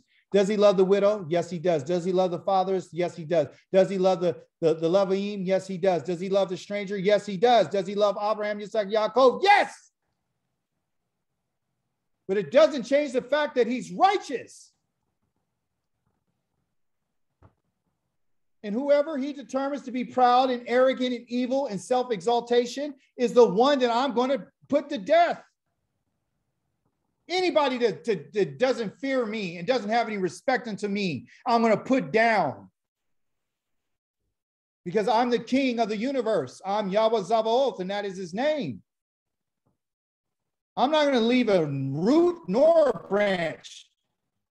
But to you who fear my name, the Son of Righteousness will rise with healing in his wings, and you will break out. You're going to come out leaping like calves released from a stall. You will trample the wicked. Why? Because they will be the ashes underneath your feet. I'm not playing. When I say they're going to be ashes under your feet, that's exactly what they're going to be. You and I cannot stop the judgment of Yah. You can encourage somebody. It's like, hey, guess what, man? This is what this says. You guys really don't believe that the judgment of Yah is coming? You really believe that these transgender stuff that's going on, this homosexuality on this level, and all this disobedience, disrespect, and fighting and violence, and all these types of things are going to be tolerated by the Holy One of Israel, the creator of the heavens and the earth? Do we really believe that the injustices and the bloodshed that's happened to this earth, that's going to go unchecked? That means you don't fear Yah. Live in your fairy tale, live in your fantasy world. The truth of the matter is, Yah's judgment is coming.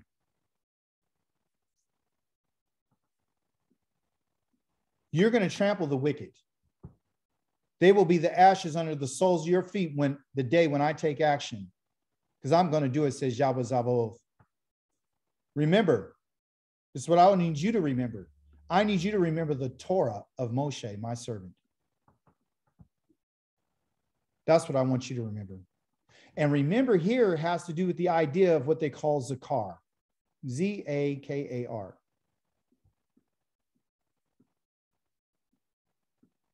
Zakar means male, but it also means a memorial. I need you to memorialize the Torah. I need you to go over the Torah, memorialize it every day of your life. Why? Because if you forget this, there's no way that you can fear me. If you don't take the Torah seriously, and the Torah is just another book for you, you're dead. If the Jasher and all the other writings and the intertestamental books and the pseudepigraphas and the Talmud and the Mishnah and all these other books, the New Testament with all a bunch of writings and historical data and what happened with Israel and how the kingdom fell, and you care more about history than rather what I said, you don't fear me.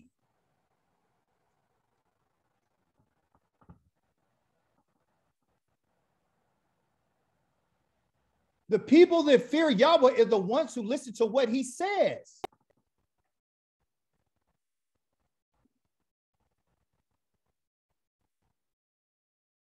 Yah does not give Israel any other instructions. The instructions are the Torah. People don't like the Torah because they don't have any wiggle room. They have nowhere else to go. It's not exciting because they don't get to find out about angels and demons and devils and stuff. They don't get to figure it out. They don't get to be religious anymore. What they have to do is learn how to live uprightly, learn how to eat right, learn how to dress right, learn how to talk to each other, learn how to operate within marriage and family, and have respect for land and animals and everything that we were built for.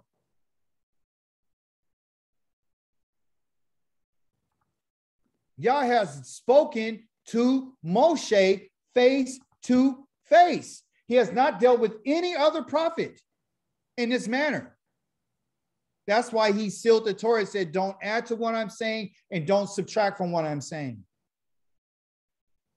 I enjoined this to him at Korev. laws and rulings for all Israel. Period. Look, I'm sending Eliyahu the prophet before the coming of the great and terrible day of Yahweh. He's going to turn the hearts of the fathers to the children and the hearts of the children to the fathers. Otherwise, I will come and strike the land with a complete destruction, meaning the earth with extermination. And what does Eliyahu's name mean? El is Yah, or El, power. The I, the Eli, the I here is my. And then Yah. Yah is my power. Yah is the Elohim. Eli. Just this first part right here. If you just turn this word right here in half. Eli. Eli. Eli means my power. My power, and it says is Yah. Yahu. Yah. My power is Yah. Yah is my power. And what did Eliyahu do when he was here? He brought fire down from heaven to prove that Yah was El. He's the power.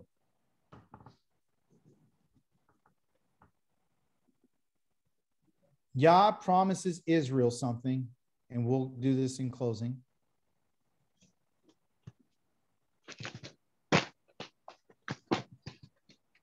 Yah tells Israel this in the book of YHWH, chapter number 65. This is what he warns them and tells them this. It's a warning. He says this.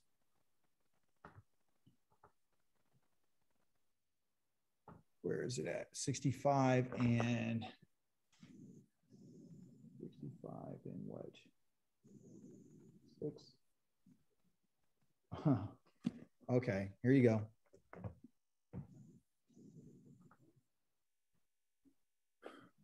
Yah says, I made myself accessible to those who didn't ask for me. That's us. I let myself be found of those who didn't seek me. That's us. I said, how do we begin our lesson off today? Here I am. So Yah says, here I am. Here I am.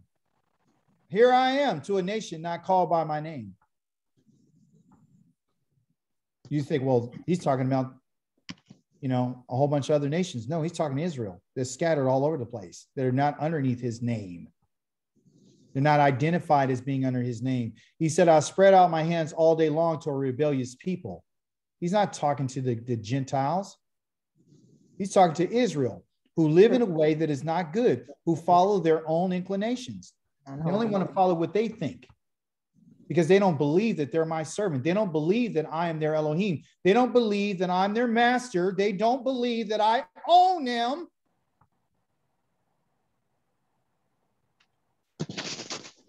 A people who provoke me to my face all the time.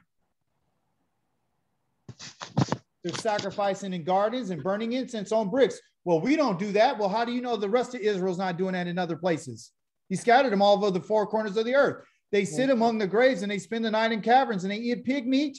Here's a summary from Bible Money Matters. You see?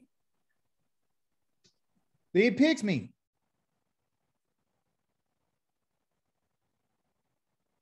They have pots holding soup that's made from disgusting things like shrimp and crab called gumbo.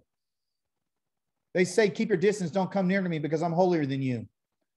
There's smoke in my nose and near a fire that burns all day long. A fire? Yes, it's a fire. I'm angry. See? And here we go again. It's what? It's written before me. Uh-oh. Like the book? Yeah.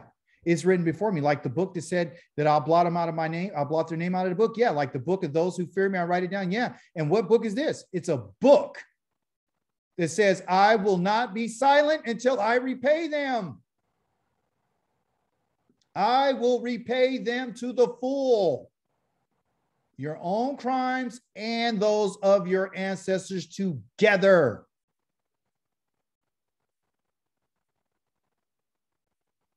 They offered incense on mountains and they insulted me on hills. First, I will measure out their wages and then repay them in full. Oh, really? So how are the wages measured out? How did we find out? How is the wages measured out?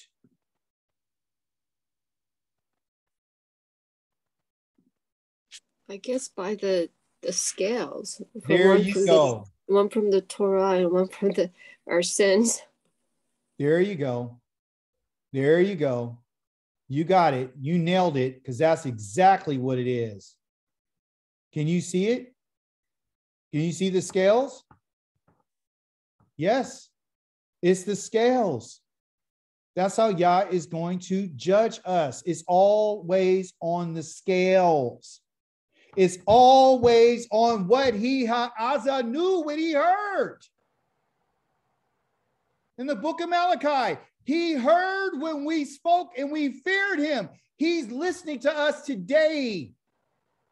And he's measuring out. Everything is justice. Everything is scales. In order to have balance in the world, you need the stuff to be measured on scales. Yah measured the earth on scales. Everything has been measured. Everything is perfect. And anytime anything gets out of balance, things go bad. Can you see my picture? No. We got a problem. Let's get this picture.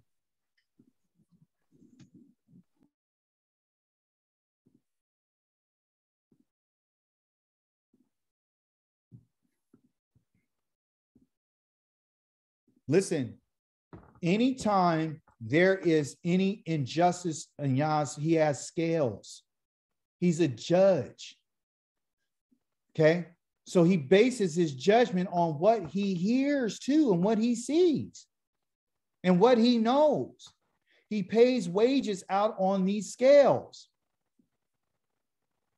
When the world is sinning, you got sin on one side, right? And wickedness. And on the other side of the scale, you got righteousness. Okay? It's called judgment.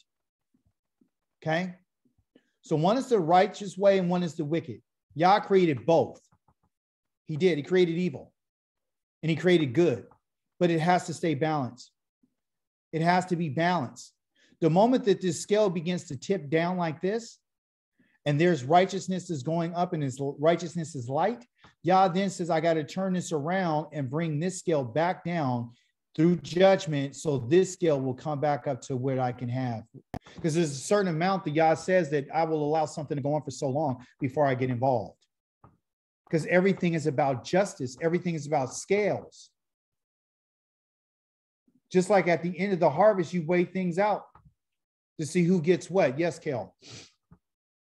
Well, just talking about the justice and the scales that you're talking about, because I, was reading the book of Job after talking about atonement, Day of Atonement, and I was just trying to figure out, answer why he did that.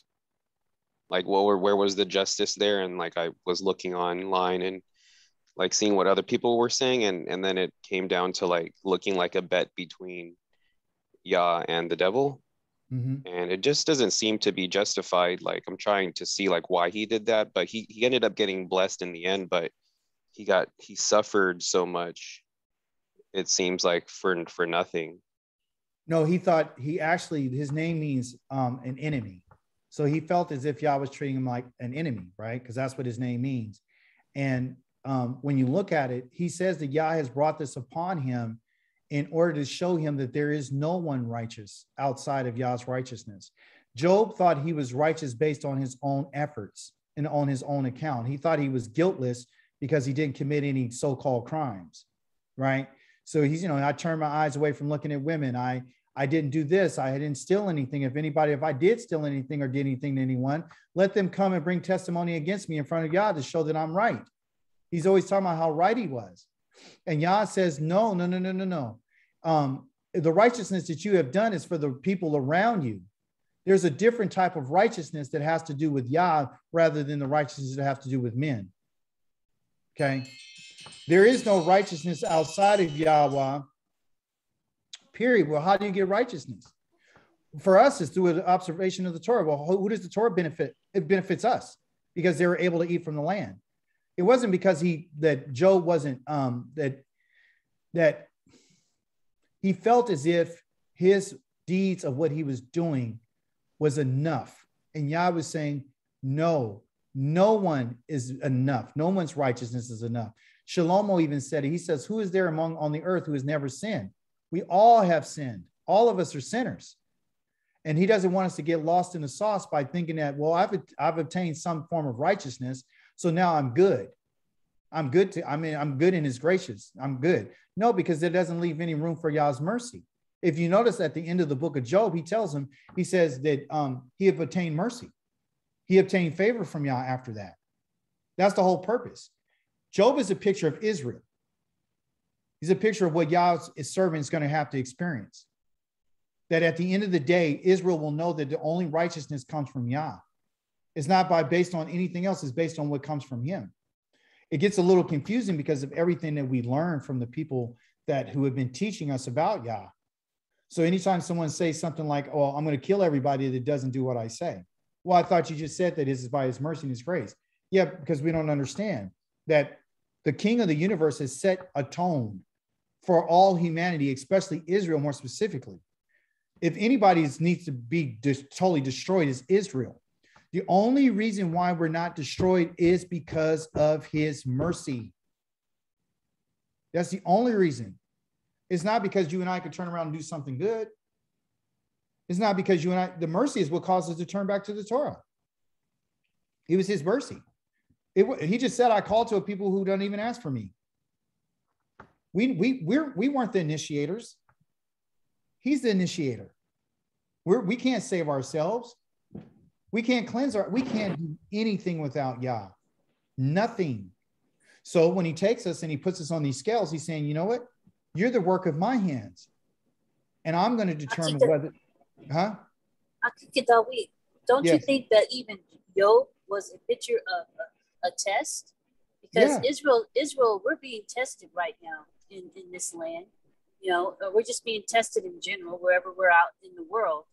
All of us are being tested. So it's like Job was another kind of picture of a test. Same thing with AVRAHAM. Same thing with Israel in general. So this is just another test. And Yah is showing his mercy and his sovereignty, and that he's holy. He's not like us. He doesn't think like us. You know, right. I think we need to think about that when we read these other commentaries.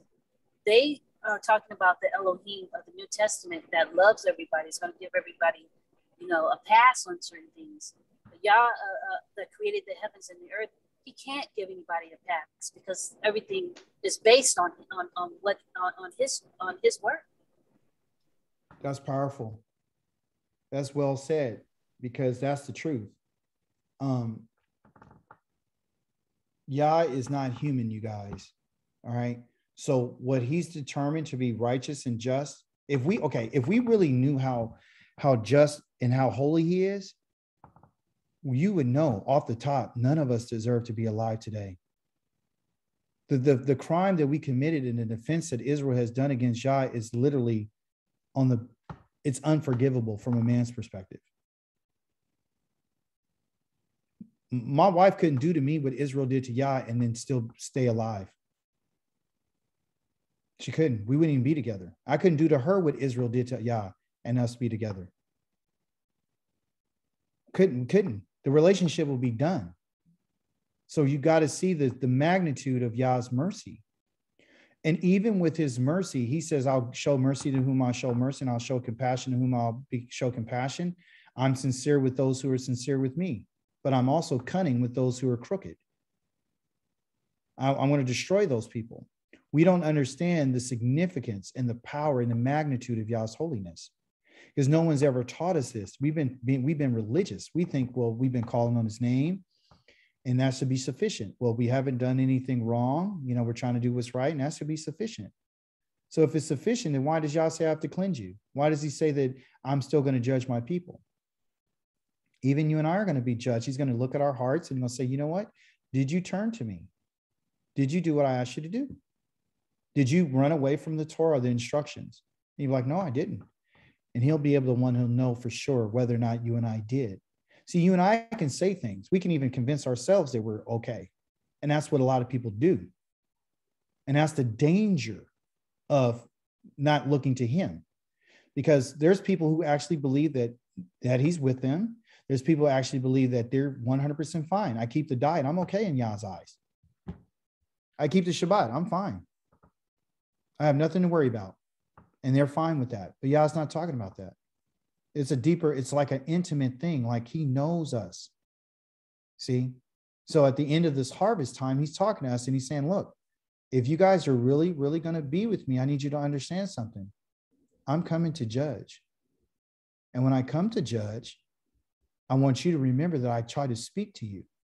And in that same chapter, number 65, he tells them that I spoke and I called to you, but you didn't listen. So who's he talking to? If he spoke to them and they didn't listen, he's talking to the children of Israel. You and I have to open our ears and we have to weigh things out like he is. He's weighing things out. Everything is written before Yah. Everything is weighed before Yah. Justice, like Rivka said, he's not human. He's not a human being. So what we would think, oh, this person deserves to be saved. They deserve, why would you kill them? Because they didn't understand. They don't understand.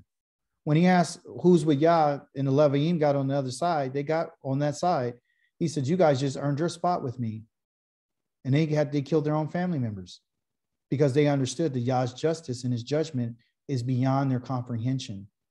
A lot of people don't understand why the Yah said, go in there and kill everybody and don't leave nobody living, even the children. A lot of people think that's cruel.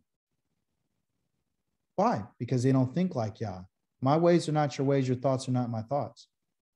That's what he says. Yah is not like us.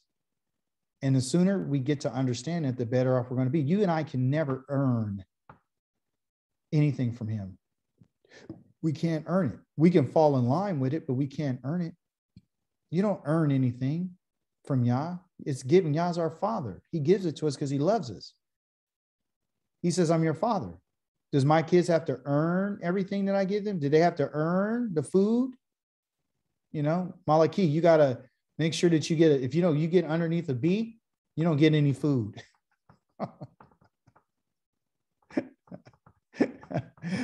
You don't get nothing. It don't work like that. With him, he's our father. That's why he's angry. And that's why he says, these people, my children, have provoked me. Because Moshe had asked the question, is this how you treat Yahweh? Is this how you treat the Elohim? Is this how you treat him after everything he's done for you? This is how you reward him back for your behavior. So what it is about really our conduct and how thankful we are to him. It's not necessarily just what we do. It's how we do it and why we're doing it.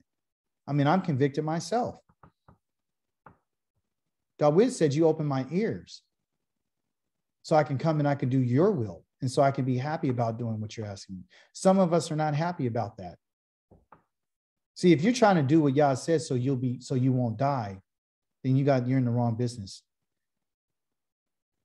It's not about you not dying because you're going to die anyway. What it's about is doing his will. So whatever he's asking us to do should be a joy for us.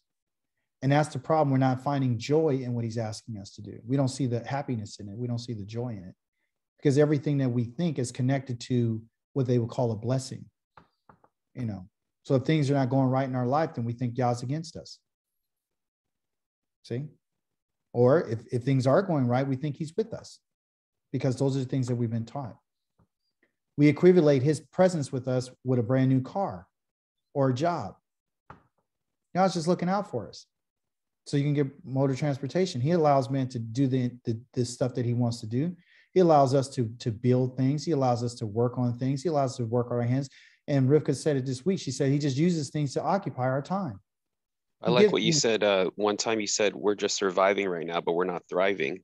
Yeah. Did I said that? Yeah. Yeah. We're surviving. We're not thriving. We're not thriving, guys. And for someone to tell you that you're thriving, they're lying to you. And then you bought into what they're talking about. And that's a God, their God says you're thriving when the Elohim of Israel says you're not thriving. How could you thrive without being in your land? Because if your heart is not, I guarantee you, the people that say they're blessed, their minds are not set on the land. They're not set on being with Yah. They want to be here. Don't you get it? That's how they set their blessings up. Their blessings are for here. They're not talking about the land. Go listen to people carefully. And when they say they're blessed, ask them about the land. What land? What about the land? No, that doesn't exist. We're here right now because they don't want to go home. They don't want the inheritance that Yah promised to Abraham, Isaac, and Jacob. That's why he took Israel out of the land of Mitzrayim, is to give them an inheritance. The only reason why Yah will take us out of this land is to give us an inheritance of the land. Yeah, so we can be sufficient. To go home is our salvation. That's your salvation. That's the salvation that the Christian is talking about is the salvation of sky pie in the sky, but our salvation has to do with the land. Mm-hmm. We forget that. How fast do we forget that? Yeah. The blessing comes from us being fruitful. So it's like when Yah says that he's gonna when we're gonna die if we don't do certain things, meaning our line will die off, right? So when he's talking about the entire nation of Israel, right? Mm-hmm. Yeah. See, and we're not talking about being individuals. So it's not about me. It's about us, and we. It's about all of us. Kel, I can't want something for myself that I don't want for you. See, that's the way Yah's designed it. Rivka brought it up. I mean, she read the book of Joshua. She said, we often talk about the people who rebelled against the Holy One. What about the other couple of million people that did go in and do what they did? The other ones who didn't take stuff out of the land of Ai. How about those people? See, so it's a group of people who actually say, you know what? Like we just read in the book of Malachi, he says, those who were talking, Yah's taking note of those who talk and who have fear of me, I have respect for my name. So you and I are talking, and he's saying, okay, well, these individuals right here, they're different. They respect me, and they know that I'm not happy right now. But it's not that I'm never going to be happy with them, because I don't hold a grudge forever.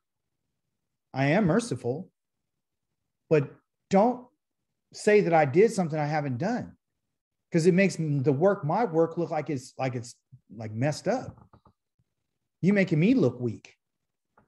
If you say I blessed you, but you're blessed, but Kelvin's not blessed. So now you're saying I love you more than I love Kelvin. When all of you guys are my children together, all of you. And the stranger and the foreigner and the widow and the fatherless. How could we say that? I should want the same thing for Jenny that I want for myself. Malachi can't be successful without me, and I can't be without him. We're a family, Israel. And we all serve the same Elohim. The Elohim that we serve is not divided in what he said. You and I will not thrive until we get back to our land. Just occupy until he comes, and set your heart and your mind, your thought life. Find a way to find joy in Yah right now. And I know it's a challenge because I'm going through it right now as we speak. That's why I'm so passionate about what I say, because I'm talking about to myself. I see it. I see it. Those who want to rule in Yah's people have to be upright. And you and I have to find joy in Yah. We have to be willing to do his will. We have to be willing to say, here I am, with no reservations. Did you hear what David said? He didn't say sacrifice and offering that you didn't want it just for the simple that Yah didn't want it, because there's other things he said you do want it. So what is he saying? He said, but you've given me an open ear. And then when you open my ear, I said, here I am. That means the call of Yah is greater than anything we can offer Yah. That's what David is saying. The call of Yah in us to be saying, here I am, is greater than anything you and I can offer Yah. What does he want from you and I? He wants us. He wants you and I to say, here I am. Like he just said, here I am. Then you're supposed to say, here I am. Do you understand? He says, here I am in Isaiah 65. Isaiah in 6 said, here I am, send me. David said, here I am. Hani, ani. Woo, hallelujah. That's how you say it in Hebrew. Hani, ani. Here I am. You see? Here I am. I'm right here. When he called AVRAHAM before he killed his son, what did he say? Hinai ani. Hene ani. Here I am. Here I am. You want to walk with Yah? Here I am. That's what Azinu means. Open your ears so you can say, he opened your ears so you can say, here I am.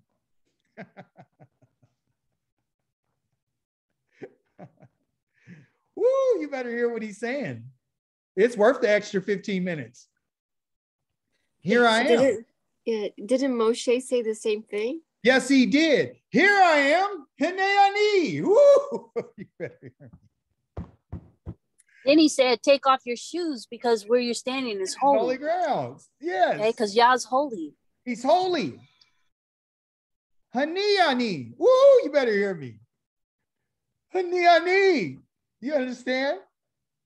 So that's what you and I are trying to say. That's the only reason why he's opening your ears. So you can say, here I am. Hani ani. Yes, I was going to say that all day long. Hani ani. I'm here. Here I am. The reason why you don't want to offer, you want me. You don't want no offering. You want me.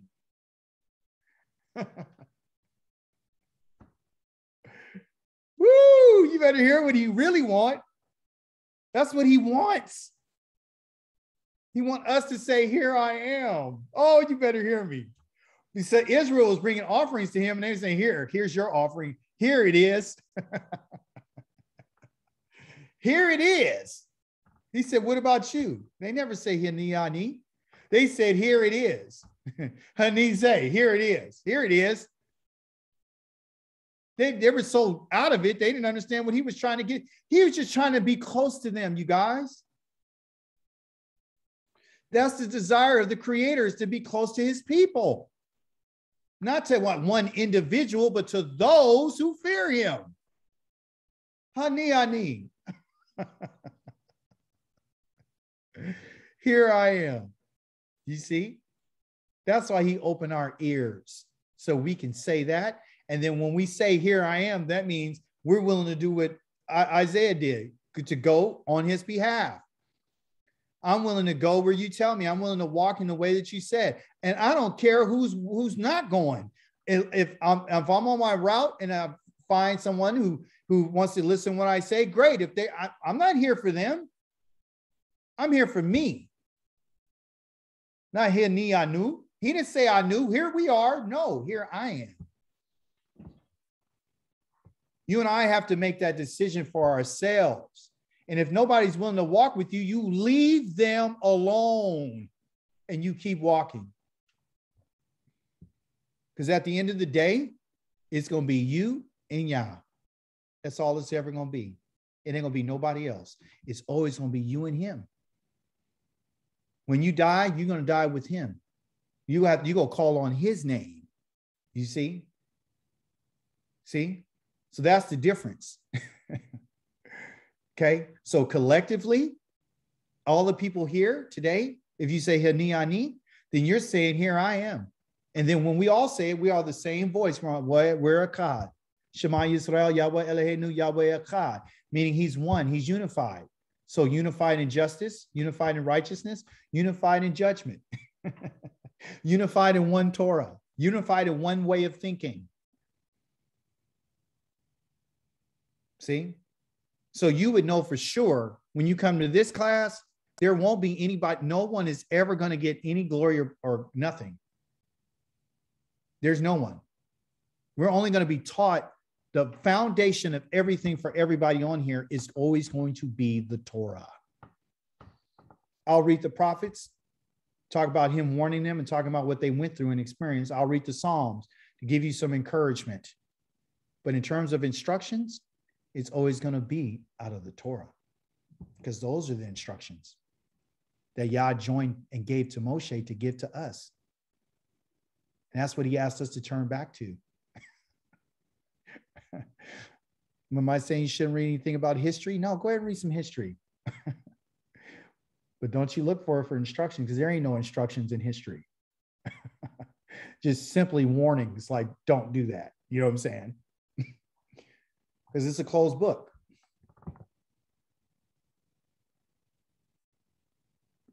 I say, anyone have any questions before we close out? For you going with your beautiful Shabbat today? I enjoy being with you guys. Here we go.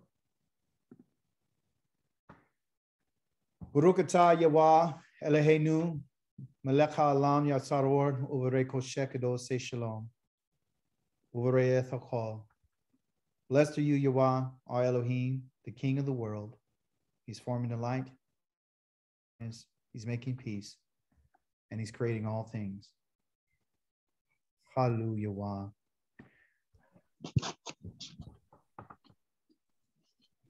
Next week, we'll be looking at getting started on the Sukkot. And we'll have more information about that starting on this coming up Yom Shalishi, which is the third day of the week. Tomorrow is the first, the next day is the second, and the third day is Shalishi, which is identified by the initials TUES. The names of the week are named after gods. That's why they named them those things. So now I'm trying to carefully understand that they're named after other gods. So I call them by the names that the Creator called them: the first day, second day, third day, fourth, fifth, sixth, and seventh. So on the third day, identified by the initials, the abbreviation TUES dot, is the third day called Yom Shalishi. On that day, I'm going to be talking about Sukkot. HALLULYAH. HALLULYAH. Praise be to the Holy One of Israel.